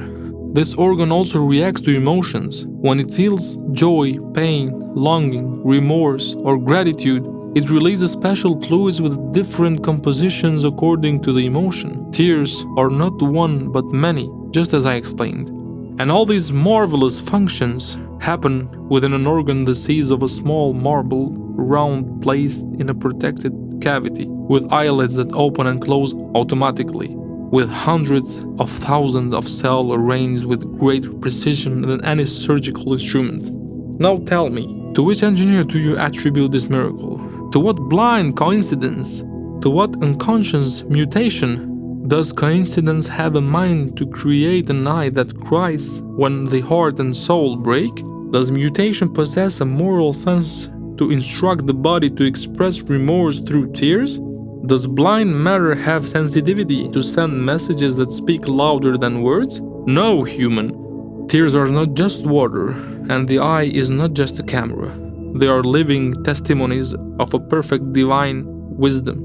They are designed and crafted by the one who knows your body better than you, your emotions better than you, your deepest needs better than you. This is God. And the tear, you might say, is his signature on your face. The silence that followed its words was heavier than any noise. I felt it. I was a witness to a truth no sentence could contain. As much as I refused to admit it, deep within myself I understood. God is not only in the heavens. He is in the smallest drop of a tear, in the response of a gland, in a signal from the brain, in everything that works with wisdom, quietly and unceasingly. Wherever I looked, wherever I touched, God appeared before me. The God of the believers, the one I had declared war against in my mind, was now emerging before me at every turn, in every movement, in every detail of existence. But I, and the atheist within me, do not surrender. We will defeat God. We will win the war. Chapter 16. The dreams did not leave me for nights on end. The nights covered me with their dark veil, and my mind wandered beyond the real, beyond logic. It traveled where the human body cannot go, cannot enter, as if someone or something was calling me on a compulsory journey. Not ordinary dreams anymore, but visions that clung to me like skin that cannot be separated from flesh. I felt as though an invisible hand, perhaps the God of the believers himself, wanted to whisper, "You will be convinced I exist." But the deepest, most unsettling dreams were the ones that carried me inside the human body, into the invisible labyrinth where matter and mystery become one. The next night, again in a dream, as if summoned by a force I could not understand, I found myself once more inside the human body. Such invitations had become familiar dreams that sent me to different places within the human frame.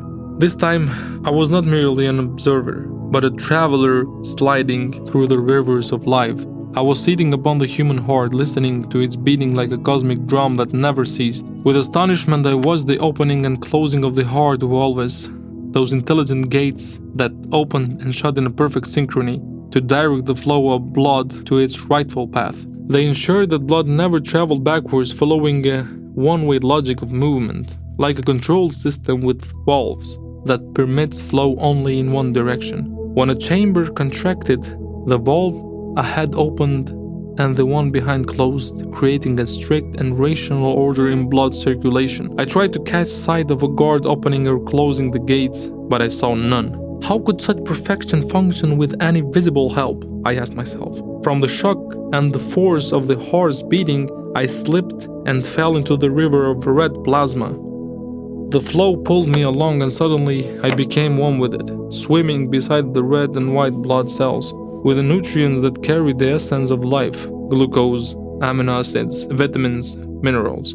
I watched how the red cells transported oxygen with the precision no machine could ever achieve. I watched how they unloaded nourishment at different stations without anyone telling them where to stop. None of them ever got lost or made mistakes. They knew when to load, where to go, and when to release, as if some invisible power commanded them without a word. Is that not a miracle no science has fully explained? I wondered. When I turned my head, I saw the white blood cells, life's warriors, locked in an eternal battle against microbes and infections. A silent bloody war invisible to ordinary eyes, but immense as existence itself. The heart worked without electricity, without fuel, without human commands. No wires, no switches, only continuous, obedient, devoted beating, I thought. From where does this energy come? Who commands this invisible engine that distributes blood, plasma, and nourishment through the body for years and years? Lying upon a white blood cell, as if on a small boat on an eternal sea, I observed the countless pathways of the body. I asked the cell about the network of vessels. It said, "The human body has an extraordinary network of blood vessels. If you were to stretch out all the arteries, veins, and capillaries of an adult, you'd reach a length of about 100,000 kilometers, more than twice of circumference of the earth." I was shaken. How could such perfect branching exist? Who commands this silent orchestra that never errs? I asked the cell, "From where do you receive your orders? Who tells you what to do?" And with extraordinary calmness it replied, "We do not ask, we do not know. We only carry out the will of God." Again, Him. Every path leads to Him. Every thought, every atom, every cell, every dream. Even in my mind He appears. I cannot escape Him. The rivers of blood carried me near a strange factory without windows, without nose, yet working ceaselessly with a precision no human industry could match. It was an inner workshop where every piece of food entered as something foreign and immersed its life. Astonished, I asked for the name of the tireless factory, and the answer came like ancient wisdom: the stomach. There they told me everything we take from the world enters: fruit, meat, crumbs, poisons, flavors, and is dissolved by a fluid so destructive it can even corrode iron, yet miraculously it does not harm the body that produces it. If that is not biological magic, what is? The stomach, this humble muscular pouch, is not merely a holding place for food. It is a living realm, an invisible laboratory that recognizes what enters, separates it, transforms it, and decides what becomes part of the human and what does not.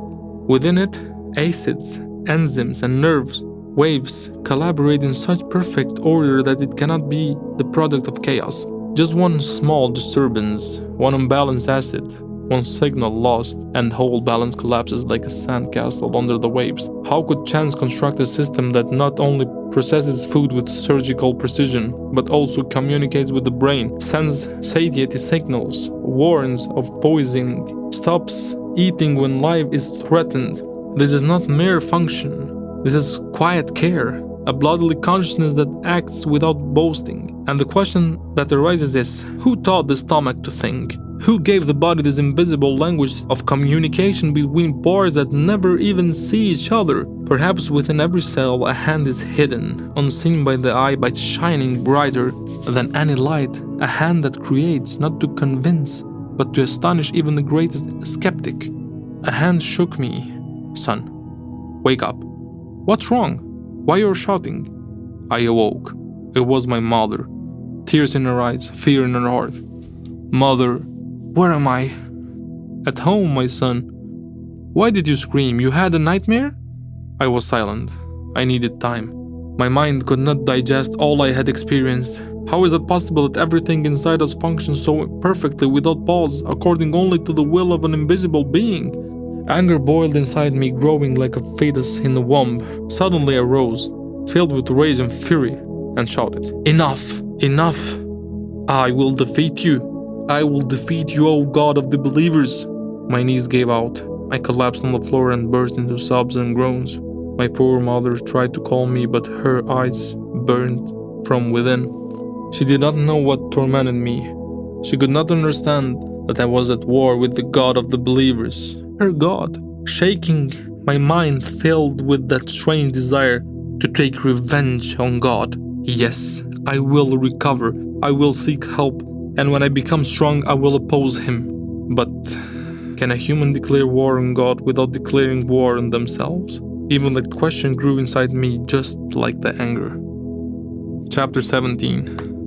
Inside my body, besides the muscle pains and the tightness that made me feel imprisoned within myself, strange tremors seized me, like faint cracks rising from the depth of soul. Comfort and peace, they had disappeared long ago, dissolved into a place I could no longer reach. It seemed as though they had taken with them a part of my very being, Declaring war against God was not merely an act of rebellion, it was a wound I had carved into myself, a wound that would not stop bleeding. I had lost direction, left stranded in darkness, yet the darkness I had chosen for myself. My pride, which I mistook for strength, was in truth a trap, woven from whims, resentment, and rage. I knew this. I had understood it long ago. It was as if a devil within me guided me in the opposite direction of peace and godness. And still I refused to surrender. I did not want to. A hatred had been convinced within me that fed me, an anger that gave me the illusions of aliveness. At times I did not know what to think. At times I didn't want to think at all. I acted simply to oppose, to defy, to dig for arguments against faith, against God, against those who worship Him. I did it with words, with logic, never with violence, and yet the deeper I searched, the more I found myself standing before a mirror that reflected only my own tired and lost face. They were arguments that did not lead me to victory, but further into the ruins of my own inner defeat. I felt I was approaching the end.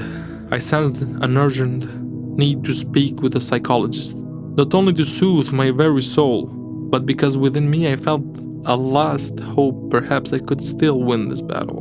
One more time, one more attempt. "What good has brought you here, young man?" the psychologist asked after settling in the chair across me. "What good?" I laughed bitterly. "No good at all, sir. Only suffering, only a shattered soul, and an inexplicable war I have declared against God. This is what brought me to you." "A war with God?" He looked at me with restrained astonishment. "Yes, exactly. With God. With the one I drafted in my mind only so I could defeat him." He looked at me for a moment with a soft but penetrating gaze, as if he were seeing deeper beyond the words. "You have declared war on the one who gave you life, breath, and the very mind with which you think you can challenge him?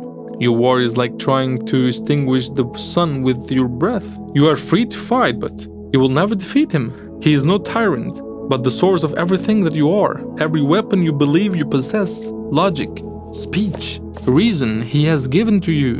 How can you wage war against a source that cannot be exhausted? So you two are like them? Like the books? Like science? Like these dreams that contradict me?" I stopped, lost between revolt and an unexplainable emptiness. My body began to tremble, and inside me I was ready to explode from fury. "Young man, calm down. God is not an adversary waiting to be conquered. He is not fighting you. He knows you better than you know yourself. He knows why you feel this way, and he knows that deep down you do not seek victory in this war, but understanding, peace, dialogue, not combat is your path. Humble prayer, not empty rebellion, is the key that opens the door of understanding. And you, at least from what I've understood so far, you think religion and believing God are salvation for people with psychological illness and trauma?" I asked, bewildered. "Of course. Not for everyone, naturally, but for the vast majority, yes. Faith is not merely a belief system. It is a tool for confronting suffering and inner crisis. Many patients find comfort, meaning, and motivation to heal through faith, even those who were not believers in the beginning.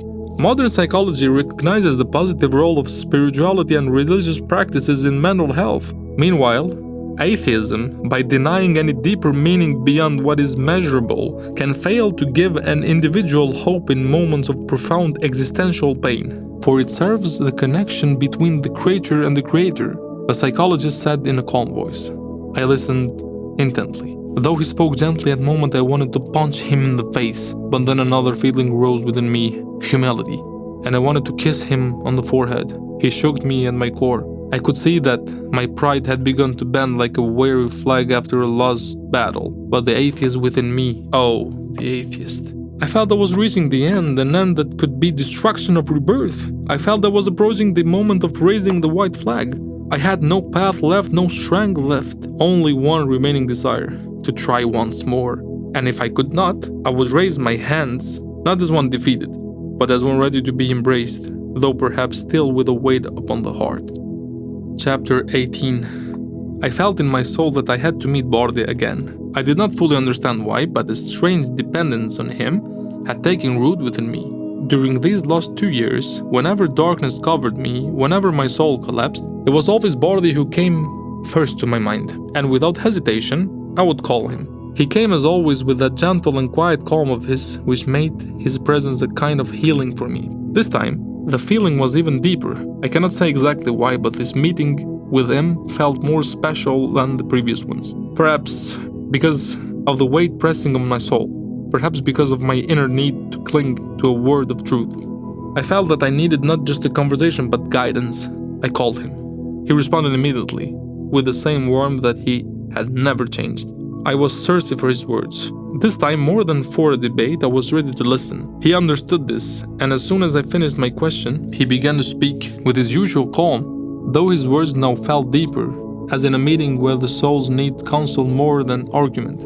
Since I was in great need for debate, or rather now, more precisely of Bardi's counsel, he continued right after my question. My dear friend, have you ever thought about how animals speak without words about the existence of God? Bardi asked me. No, and you already know that it's hard for me to believe in God, no matter how much you try to convince me with words, I replied to him, even though I was not entirely sincere in what I said.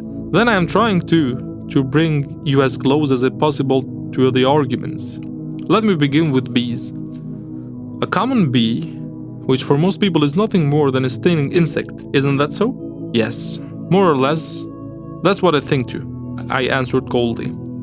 Have you ever seen how the bee stands upon a flower, weighing just about a gram, yet with a brain, with wings that beat over 200 times per second, with an abdomen that produces honey, with legs that recognize the scent of flowers, and with the memory to find its way back to the hive precisely, without any map, without GPS? It knows. But how? From whom? It does not speak, yet it speaks. Because when you look with the eye of the mind, it is an argument that needs no voice.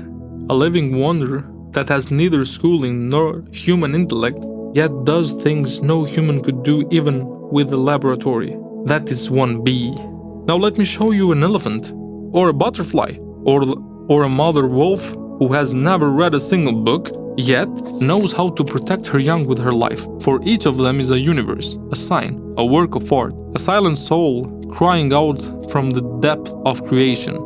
I am not the product of chance. I was created. And the dog who recognizes his master's voice and cries when he suffers? The dog does not possess human language, yet he feels. How can one feel without a soul? How can one love without a source of love? From where did this emotional programming come? Can you tell me that, my dear friend? I pursed my lips and shrugged my shoulders as a sign that I did not know what to say. My dear friend, animals do not know philosophy, but philosophy is born from them. When you see an ant following its order with precision or a swallow building perfect nests, do you not sense that behind them there is a mind that has thought everything before us?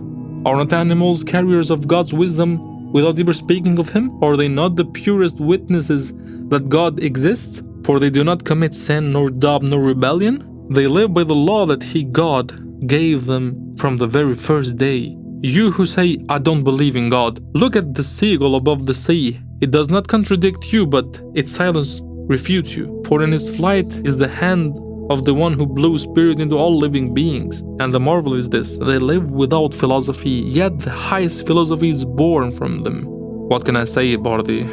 I simply don't know, I replied. My dear friend, is not the very harmony that reigns in the universe as unconquerable challenge to the atheism? Have you not noticed how everything in this world participates in a silent yet perfect cooperation? Human, animal, and plant, three different realities in form, yet bound into a single shared function that survives and flourishes only on the balance between them is preserved. A common invisible order that would collapse in an instant if it were not guided by a higher consciousness and a perfect knowledge, which is God Himself. Let us begin from the most elementary, breathing.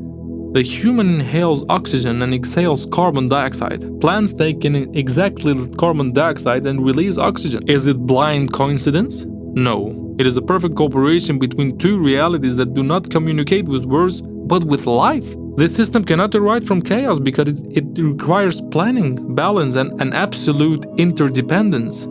A slight disturbance in the percentage of gases in the atmosphere and life would vanish. Then think about food. Plants are a vital source of life for animals, and animals with their meat, milk, and eggs are a source for human beings. But animals themselves are equipped with the instincts that makes them part of this cycle.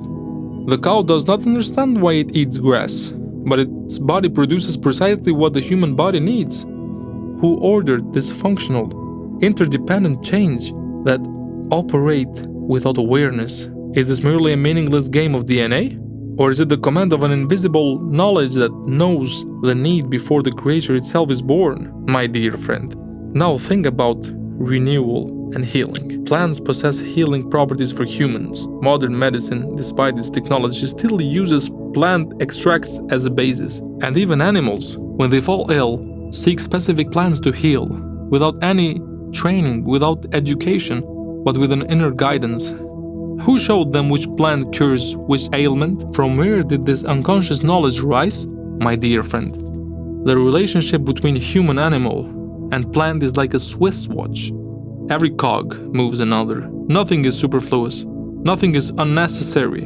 And just as a watch does not arise from the explosion of metals, likewise this world cannot emerge from the blind explosion of a mindless atom without purpose and direction. Atheism speaks of mindless evolution, of order without a lawgiver, of life springing from non-life, but reality speaks differently. Every part of life is interlinked and depends on the other in a system so precise that even a minor deviation would topple everything. And now, let me give you a logical example that shatters the heart of an atheist argument. If someone found, in the middle of a desert, a laptop switched on, its screens displaying words, music, and precise programming algorithms, would any sane person believe that this laptop formed itself from wind, sand, and desert temperatures? No one would. Why?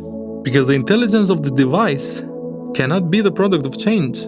Then, how can we claim that the human being, a creature endowed with consciousness, logic, emotion, soul, and abstract thought, is the product of a blind natural process? Our body has more than 37 trillion cells, each with its own specific function. The heart beats in precise rhythm, the lungs breathe tirelessly, the nervous system sends signals faster than light. The circulatory system cycles blood around the body 100,000 times a day without stopping, and all of this works together seamlessly, without external commands. And you, my dear atheist friend, say that this happens by itself? No, my friend, this did not happen by itself. This is the work of a creator who knows everything, who determines everything, and who creates not from randomness, but from wisdom. Therefore, the harmony among beings is not merely biology. It is a metaphysical argument. It is a window where God appears, not as myth, but as unavoidable logic, as the architect of the universe, as the one who gave meaning and purpose to everything that exists. Bardi concluded with a friendly smile. Bardi, one topic I absolutely cannot agree with you believers is resurrection. How do you explain the afterlife and resurrection? I asked him, curious about this subject. My dear friend, remember this well. Before we existed in this world as bodies, we were souls in another realm, invisible to our present eyes. And to pass from that world into this reality we know now, we had to die from that state and be resurrected into a new form in the world of our mother's womb. There we lived for several months in a narrow space, breathing through a cord, knowing nothing of the light, colors, sounds, and horizons that would await us outside. Now imagine this, if someone had spoken to us then, while we were in our mother's womb, and told us that the day would come when we would leave that darkness for an open world, where we would walk on the ground, run, sail across seas, and fly in the sky with aeroplanes. Would it not have seemed like madness? Would it not have been beyond any logical imagination for that phase of our existence? Yet it happened. We are here now, living that once would have seemed impossible. Then, why does it seem unbelievable to you that after this life there will be another? Why doubt resurrection when the very story of our existence is built upon transitions from one world to another, always in a new form, with a new perception, with a broader reality? Is not our passage from one stage to another itself proof that God has fashioned us for a journey that does not end with the grave? Bardi, I only believe what I see, you know that, I said to him, though my thoughts were no longer what they once had been. My insistence was now mostly pushed by the atheist within me. My dear friend, in a One of our earlier meetings, I asked you something similar, and I want to ask you again now. Have you ever seen your own soul? Have you seen consciousness, thought, love, pain? They cannot be seen, yet you feel them. And they are precisely what make a human being human. If you do not see a thing, does that mean it does not exist? If a baby in the womb does not see the outside world, does that mean that world does not exist? No. It simply does not yet have the capacity to perceive it, because it has not yet been born into it. In the same way, we cannot perceive the hereafter with the senses of this world, because we have not yet been born for that world. But we have a light in the heart that reminds us of it, and that is conscience, the inner voice that recognizes justice, that trembles before evil, that longs for mercy and fairness, that calls out for a higher meaning. Chance, Barley, chance, I replied, even though my belief in chance had already greatly faded. But can it be chance that every phase of this life is preparation for another? Can it be chance that within the small body hides an infinite consciousness that questions eternity? I looked at Barley with curiosity, yet no word came out of my mouth. He seemed to understand that I still needed more arguments and continued. My dear friend, lately I've immersed myself in a special kind of study. I have examined the hidden thresholds of things, or better, the thresholds of life, those invisible intersection points which, if crossed, would cause life to collapse. So far I have analyzed around 20 of them. If you have the patience, I'll take out the notebook where I wrote them down and read them to you briefly. Bardi said, pulling from his bag an old notebook with yellowed edges. Since Bardi had understood my taste, he had decided to fire with the full arsenal of his knowledge. Of course, I'd gladly listen. I am extremely curious, I told him, with a smile that hid an inner thirst, and Bardi continued. Then listen to me carefully, he began, in a gentle but deeply thoughtful tone. Oxygen. Life on Earth is only possible thanks to a precise percentage of an oxygen, around 21%. If it drops below 50%, people suffocate. If it rises above 25%, everything catches fire easily. Atheism says this is mere coincidence, but what blind coincidence sets such a precise percentage that life neither suffocates nor burns? Can there be a permanent equilibrium without a permanent lawgiver? The average temperature of Earth, about 15 degrees Celsius, just a few degrees more or less, and life would die out. This balance allows water to circulate, breathing to occur, and plants to perform photosynthesis. If in cooking 5 minutes too long burns the food and 5 minutes too little leaves it raw, how can Earth cook life perfectly for billions of years by accident? The distance from the Sun, Earth, is at the Goldilocks. Distance much closer and we would burn, much farther and we would freeze. Life flourishes only at this delicate point. When you throw a stone, it does not always land in the perfect spot. Could the Earth have thrown itself into the one place where life can exist? The thickness of the atmosphere, thick enough to block meteors and retain oxygen, but not so thick as to crush us. A scarf that is too thick suffocates you. One too thin does not protect you. Who tailored this covering for us? Chance is no tailor. Water expanding when it freezes. Water, unlike all other liquids, expands when it freezes. So ice flows on the surface and protects life beneath. If ice sank, the life below the surface would vanish. Who overturned this physical law for the sake of life? Can chance create purposeful exceptions? Gravity. If it were stronger, it would crush us. If weaker, there would be no atmosphere. In a universe without purpose, as atheism claims, why is gravity perfectly tuned to keep everything in balance? Who measures with such precision the pH of blood? Blood functions only in an extremely narrow range, 7.35 to 7.45. A little lower or higher and death comes. A bit too much salt ruins a dish. How is this delicate balance maintained in every living being without an inner controller? The rotation of the Earth, exactly as needed for balanced days and nights. Faster or slower, the climate would become deadly. How can a planet spin at the ideal speed without the director? The thickness of Earth's crust thinner, and there would be constant eruptions. Thicker, and there would be no movement to regenerate the surface. Who measure the thickness of a crust that carries millions of species upon it? Chance does not understand millimeters. The moon. It keeps Earth's axis stable.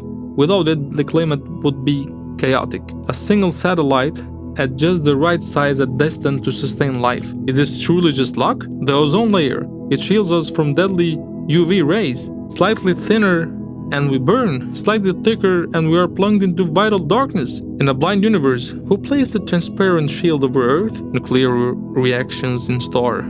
If they burned too fast, they would explode. Too slow, and there would be enough energy. Our sun burns at the ideal rate. How can light burn with such wisdom for billion years without going out or exploding? Does this not point to a source of wisdom? The immune system. It protects without attacking itself, otherwise autoimmunity. Can cells train themselves to become such a wise army? Intelligence does not emerge from chaos, does it, my friend? He paused a moment and looked at me. I was deeply immersed in what I was hearing. I could not react when he suddenly asked, DNA. Billions of pieces of information in every cell. A tiny change, a fatal mutation. One wrong letter ruins the meaning. How are billions of letters arranged with such precision in every living being? Who is the author of this code? The transparency of water. Water allows lights to penetrate just enough for underwater photosynthesis. If the glass is too dark, you cannot see. Too transparent, it does not shield. How did water become the ideal window for life? Carbon. In perfect quantity, life flourishes. Too much and the planet burns. Too little and the plant life dies. If a drink has too much or too little sugar, you notice immediately. Who preserved the perfect recipe of carbon for millions of years? For millions of years. Beauty in nature, symmetry in petals, butterfly wings, spirals of shells. Not only functional, but breathtaking. Chance does not create beautiful for eyes that know how to appreciate it. Beauty demands taste, and taste springs from consciousness. The speed of light, a constant, unchanging throughout the universe. If it were different, everything would collapse. In a reality without purpose, how is it that there is a universal ceiling for light? Who set this limit? His eyes were shining. My words had gone numb. I felt as though the tectonic plates of my soul had shifted within me and caused an earthquake I could not describe. Bardi, as always, had left me nailed to my place with his approach to God and atheism.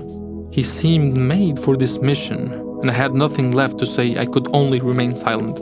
My dear friend, for all these astonishing facts I mentioned, let me close with a Quranic verse in which God says, "Indeed, we have created all things according to a measure." Al-Qamar 49. So, reflect. One day it will be too late, Bardi said, as he placed his hand on my shoulder and looked at me with an expression that gave the impression he felt sorrow for me. I no longer knew what to say. The words had turned to stone somewhere in my throat. If there were a scale for the mind, mine would have weighed as much as an entire mountain. So intensely was everything boiling inside me, yet nothing could come out. What could I say to Bardi, this man who seemed to carry an entire universe of knowledge in his mind? A living encyclopedia, to an erudite who fell silent only to listen better. As soon as I tried to bring forth a word, it turns back inside me and dissolved, and in its place my lips turned into a silent smile, a smile of surrender. Chapter 19. It seemed I had almost nothing left but to speak with myself. It was a solitude that no longer frightened me, but gnawed at me with its silence like acid upon the soul. The dialogue with myself should have been deeper, more encompassing, stripped of hypocrisy and useless embellishments. I had to drag the sworn atheist up to myself, sit him down in front of me like my oldest friends and speak to him without fear or hesitation, not to please him, but to speak with honesty. It was time for the soul to be stripped of the body, of desires, grudges, empty fantasies, and of those resentments filled with ash of flames that were burning me from within. Flames that burned a very opposing thought. Every noise that dared to stand against me, whether right or wrong, it did not matter. I had become my own judge, and the sentence always came from within. The days flowed over me like invisible waves that pressed heavier and heavier upon my chest.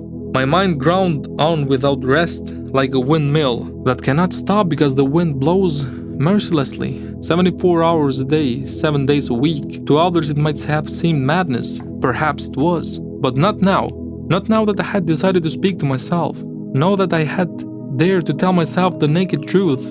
To that hardened atheist who burst into flames the moment he heard or read the word God. Lately I had grown used to wandering at night in silence through empty streets for 2 or 3 hours and then climbing up the hill above my neighborhood, more precisely above the city, where the view gave the sense of a drowsy, pale world. Here and there, a light would come on in some house. I would think, perhaps those people are speaking with God in those late hours, when the world has fallen asleep and only troubled souls remain awake. I had decided to speak without gloves to my stubborn and spoiled inner atheist, openly the way one speaks to oneself when one finally dares not to lie anymore. So I drew a deep breath and began to speak to myself, or more precisely to the atheist within me. You know, today you are going to be surprised, because you're not used to being contradicted. But tell me, why are you so stubborn in the face of arguments that speak of God's existence? I asked myself, that inner atheist who ruled me from time to time. Because you know it, I hate God with all my being, he said with rage, and also bewildered by the question that I now asked him without embellishment. Myself was not used to such a direct language, so it trembled. I felt a slight earthquake in the depths of my soul. How is it possible for you to be so unshakable, even in front of all these undeniable facts that speak in the language of the Creator? The atom, the cell, creatures so small that I cannot see them, yet without them life would have no meaning. Who created them? Who placed them in such precise function that even a small deviation would bring apocalyptic destruction? I told you, because I hate God with all my being. My pampered atheist within answered again, standing there with a cold pride like a monument raised upon my rebellion. But I thought you didn't believe in God's existence, I asked with a hint of irony. From the beginning, in the first pages of this history, I said it. I invented God in my mind only to oppose him and to hate him, he answered harshly. But now, do you still believe that God is only an invention you created in order to hate him? Or that he exists and is the creator of the universe and of you? Now perhaps it no longer matters what I think. What matters is, why did you change your mind? Weren't we one? He asked, irritated. Did I not try, with all the fire of my soul, to deny God? Did I not fight against every feeling, every book, every conversation with scholars and thinkers? Did not every page, every discussion, every dream speak to me of his existence? Come on, now tell the truth. Leave the grudges aside for a moment. Tell me, how can I deny the red and white blood cells? How can I deny the plasma that carries life through arteries, veins, and capillaries? Who created these endless labyrinths that traverse the body of human being? Not one, but billions, since the creation of the first man. Don't you remember the conversation with the sperm cells and the other cells? You saw how they moved and traveled along their paths. They multiplied from 1 to 2, from 2 to 4, from 4 to 8, and so on to countless numbers. Have you thought about how this process happened? Then the division of cells into groups forming organs and limbs in the most perfect way, and no one can truly explain how each human body houses this perfect marvel. I still think it's chance, he replied with a stiff smile. Why do you insist in chance? We must reflect together without ego, without rage. We must be objective. We need a sincerity we have never cultivated. I am not two-faced like you. I stay by my pride, he said with raised voice like a spoiled child who refuses to admit he's wrong. So, you think that even in the face of truth, we must remain in darkness just because we decided so? Yes, we must defend the denial of God at all costs, he said without the slightest tremor. Even if he truly exists? Yes, even then, he replied with the stubbornness of someone who has made peace with the devil within himself. Isn't that dishonest? No, because we, deep down, are commissioned to deny God. By whom are we commissioned? I asked, shaken. By diabolical thoughts. The devil exists precisely for this, to send people from this world to the next without faith in God. So, for the devil's sake, we must deny God? We must deny the undeniable? Yes, because otherwise, he cannot be denied.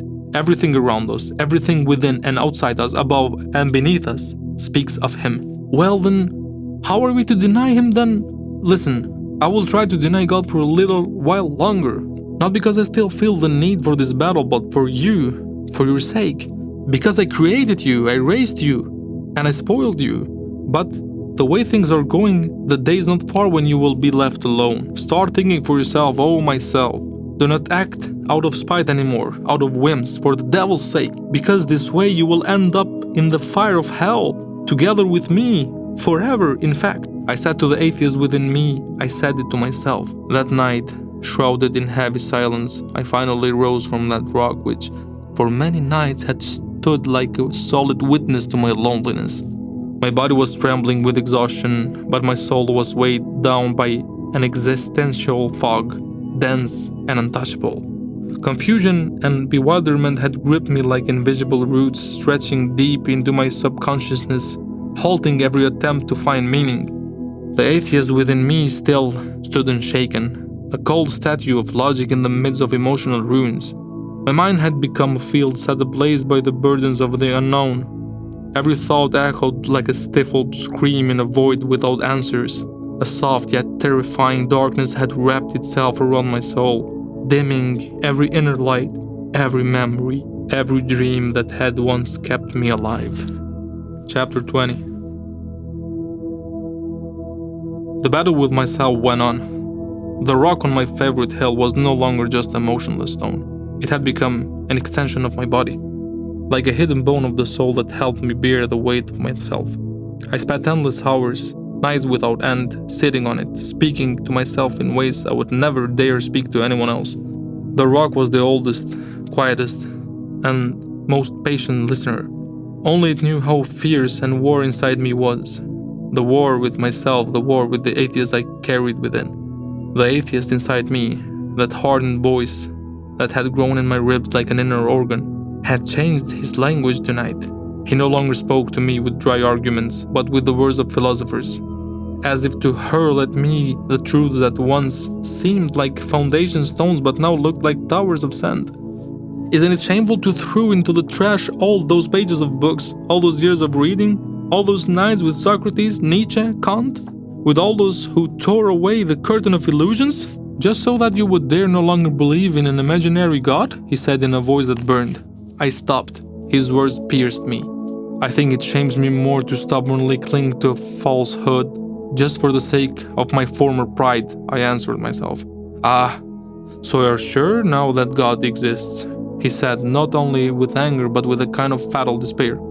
Not completely, but there are signs. I am not certain, but there are traces, small unveilings, which I used to dismiss. Traitor! Shameless! Have you forgotten those who sacrificed everything to open your eyes? Have you forgotten the words of Camus, Dawkins, Sartre? Have you forgotten how many nights we spent insulting with the empty sky? Calm down, myself. We don't need to scream at each other. We are one after all. You are me and I am you. We are nothing but a battle that has taken the shape of a voice.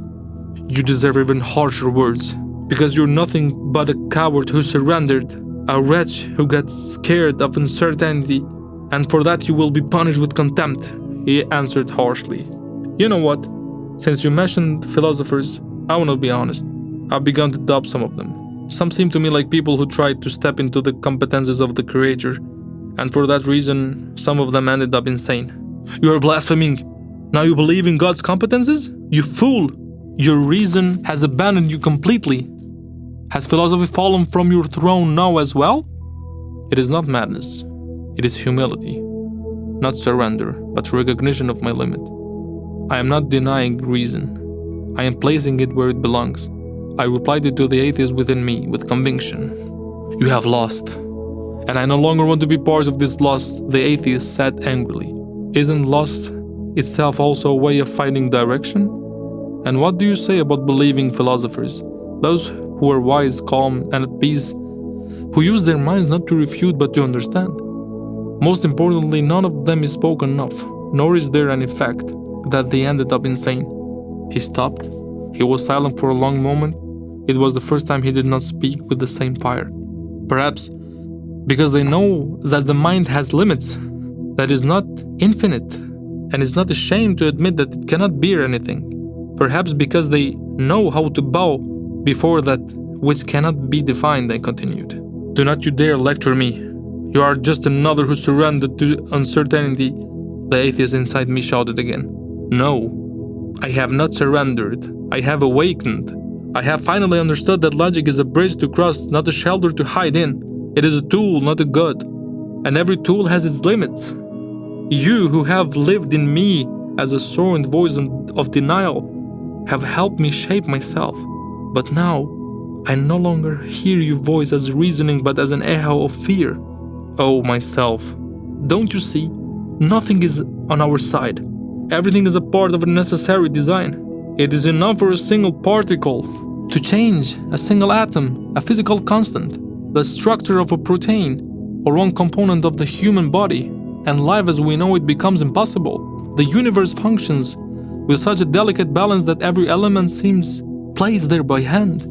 The Earth's temperature, the force of gravity, the distance from the sun, the composition of the atmosphere, the functional division of the brain, the quantity of blood, the amount of oxygen, the number of cells, all of this interdependent with a precision that defies chance.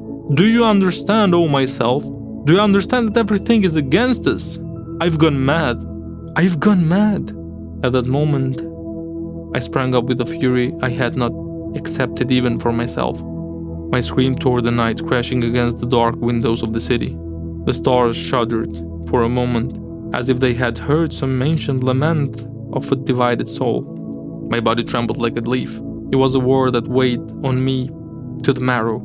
A battle not fought with weapons but with thoughts, and yet whose consequences were like those of nuclear arms. A duel with no clear victor, and every logical conclusion overturned by a feeling, every doubt encircled by a fragile hope. It was the most terrible war a human being can know, the war with himself. And that rock-all witness of my thoughts appeared to me like an open grave where one of us, either I or that other I, would have to fall forever. But which of us would this night bury? Which of us would surrender? Exhausted from the inner battle with myself, I sat again on the famous rock, the only silent witness to the tremors of my soul. No longer to converse with myself, as when I tried to find calm amid my inner noise, but to weep up to the vault of heaven, as if I could split the sky with the cries of a soul tearing apart from within. The tears flow without stopping, like a long river that no longer saves a riverbed but pours over everything, a stream of uncontainable pain that neither says nor words can hold. My heart nearly burst from my chest. I did not want to think, did not want to analyze anymore, nor to seek meaning. I just wanted to cry with sobs and groans, as if each tear were a drop of poison that had to leave me to save me. At times I felt the urge to pray to God, an ancient instinct, almost biological, a fluttering of hope in a bottomless abyss. But the atheist within me, or the devil himself, that cold diabolical voice, which I had raised for years with my own hand, would not let me.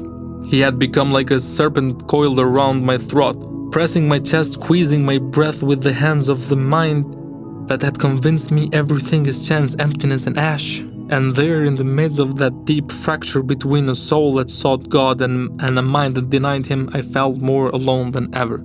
The tears soaked my face until I was no longer a face, but a mask of pain. I wanted my voice to rise upwards, towards the sky soaked with tears, trembling with longings for something I no longer knew. A peace, a hand, a meaning, a God. But he, that wretch, the child of my own mind, whom I raised with books of darkness, with doubt, with the pride of a reason that refuses humility, would not let me. He had enslaved me, and I, a being who once believed myself to be free, was now nothing but a body that wept, a soul burning without sound, and a mind that had itself built the cage in which it was trapped. At times I was even a madman, and perhaps only on that rock, amidst tears and belief, for the first time I felt that it meant to be human, an endless war within oneself, a cry that seeks to be heard by heaven that is silent. Chapter 21. Many spiritual sufferings had shaken me from the foundations, as if I had been seized by a storm that never stops. Inside me, a silent and bloody battle was raging, a clash between a fragile faith and an atheism that had sunk deep no longer as a thought but as the very substance of my being. That inner atheist, or the devil himself, was not just an idea that came and went. He had turned into part of my flesh. He had taken up residence in my cells, in the nerve fibers, in the blood that flowed through me. He was there, silent but merciless, a shadow that would not let me breathe. Every thought of mine, every tiny feeling passed through this cold, suspicious filter. I felt sorry for my soul, as if I had been abandoned by the light, yet I still longed for it. One part of me cried out for meaning, for God, for mercy, while the other part, frozen by darkness, told me that everything was an illusion, a deception, a human self-consolation in the face of an empty universe. I had become a battlefield of an endless war, where words no longer had power. Only mixed feelings, inner screams, and deep silence. The kind of silence that comes not from peace, but from exhaustion of a soul that cannot find rest. And yet it seemed this was the final attempt in which I gathered arguments against the existence of God and in favor of everything being created by chance. Still, I found myself again in front of the pages of philosophers who tried to pull God down from the heavens into a concept woven by the human mind, a useful invention to hold social life together, to preserve morality, to confine man within the bounds of an imposed order. In the spirit I also read David Hume, the thinker who founded his philosophy on the pillars of empiricism and chance. According to him, the cause and effect connections we see as self-evident are nothing more than habits of our mind, patterns of repetition, not necessity. Immersed in this atmosphere of intellectual doubt, I also took on my own consciousness with me, as a battlefield when the strongest thoughts would clash, with the aim that in this final effort I might topple faith, disarm God of his authority in the world.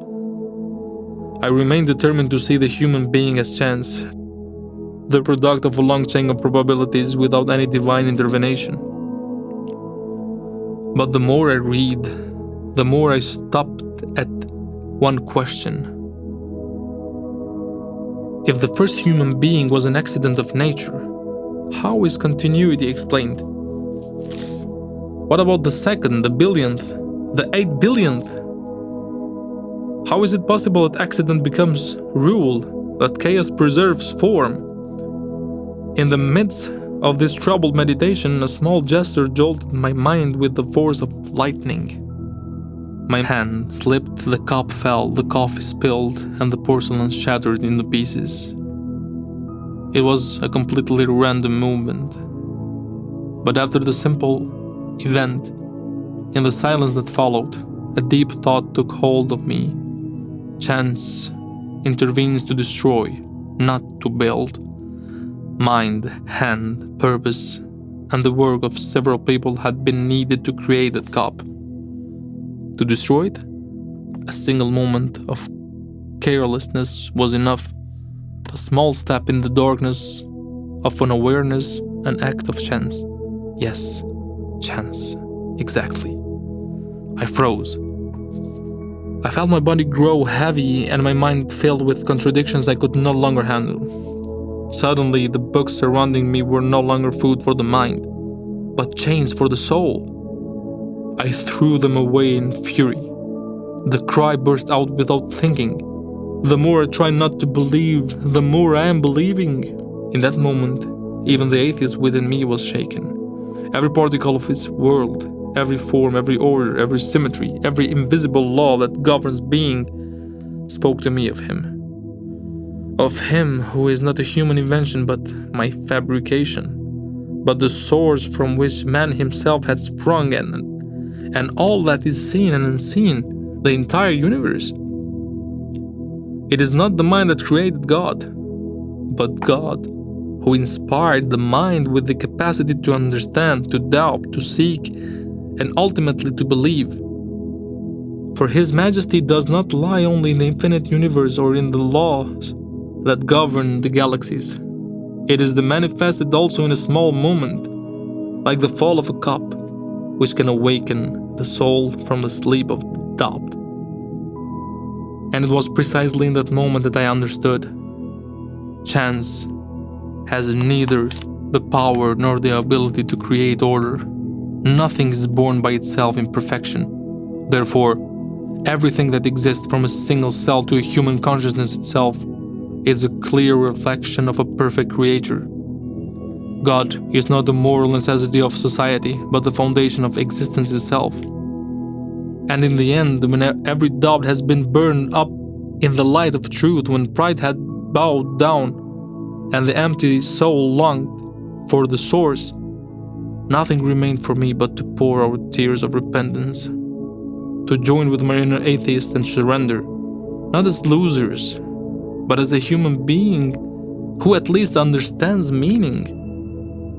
For a few moments I let myself sink into tears, so that through their flow I might drive out of my body all the filth of corrupt atheism.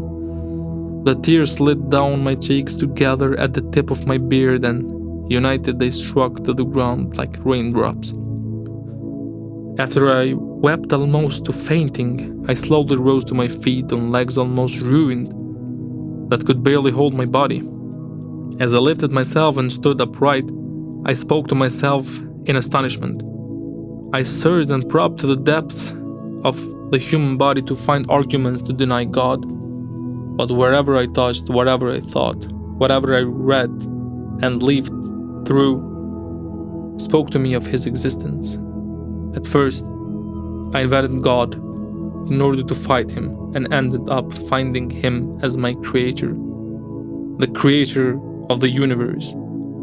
Only a deranged mind thinks that God does not exist, for a sound mind ultimately and inevitably ends in faith in God. I stood up with an effort that was not only physical but spiritual, as if I were climbing through invisible wounds that time and solitude had left in my being. I felt the weight of every step, like a sin pressing on my shoulders. I lifted my head towards the sky, stretched my hands upwards, with limbs trembling not only from exhaustion but from an existential shiver, as if every cell were praying on its own, begging for forgiveness and refuge. The sky was silent, but in that silence I saw more than in thousands of words. I did not see God with my eyes, but I felt Him with every breath. In that moment, a Quranic verse came to my mind which says in meaning, "We will show them our signs on the horizons and within themselves until it becomes clear to them that this revelation is the truth. It is not enough that your Lord is witness over all things." Fussilet 53. Yes, it is enough for me, I answered in a slightly faint voice. God was there.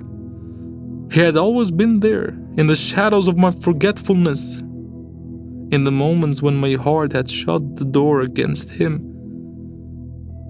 even though I had read the warning.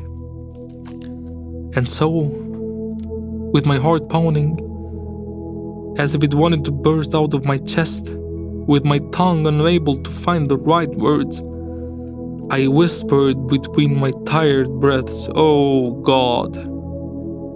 And as soon as I mentioned the word God, my heart surged within my chest and the tears erupted like a volcano. Then, after a few moments of sobbing, I gathered my strength and continued, "Oh God, you were there, always, and I did not see you. Forgive me for the blindness that covered me like a fog of arrogance. Forgive me for the pride that made me think I could walk without you. For you are the greater than anything the human mind can imagine. You are the light that scatters darkness, the order that arranges chaos, the breath that gives life to every living being. And I am nothing but a shadow that has returned to its source, humble, broken, but conscious. I returned to you. Once again my legs gave way, and I fell to the ground. My voice was trembling, but conviction burned inside me like a light piercing the darkness. Shattered by repentance and weeping, I continued, with a faint voice and eyes full of tears. "O most merciful from this moment on, O Creator of all things, I declare with my heart and my soul that only you are worthy of worship, and that Muhammad is your messenger. And once again, I broke down in sobs, but this time from the joy and love I felt for my Lord, the all-powerful, the all-merciful, the Creator of all things. The end.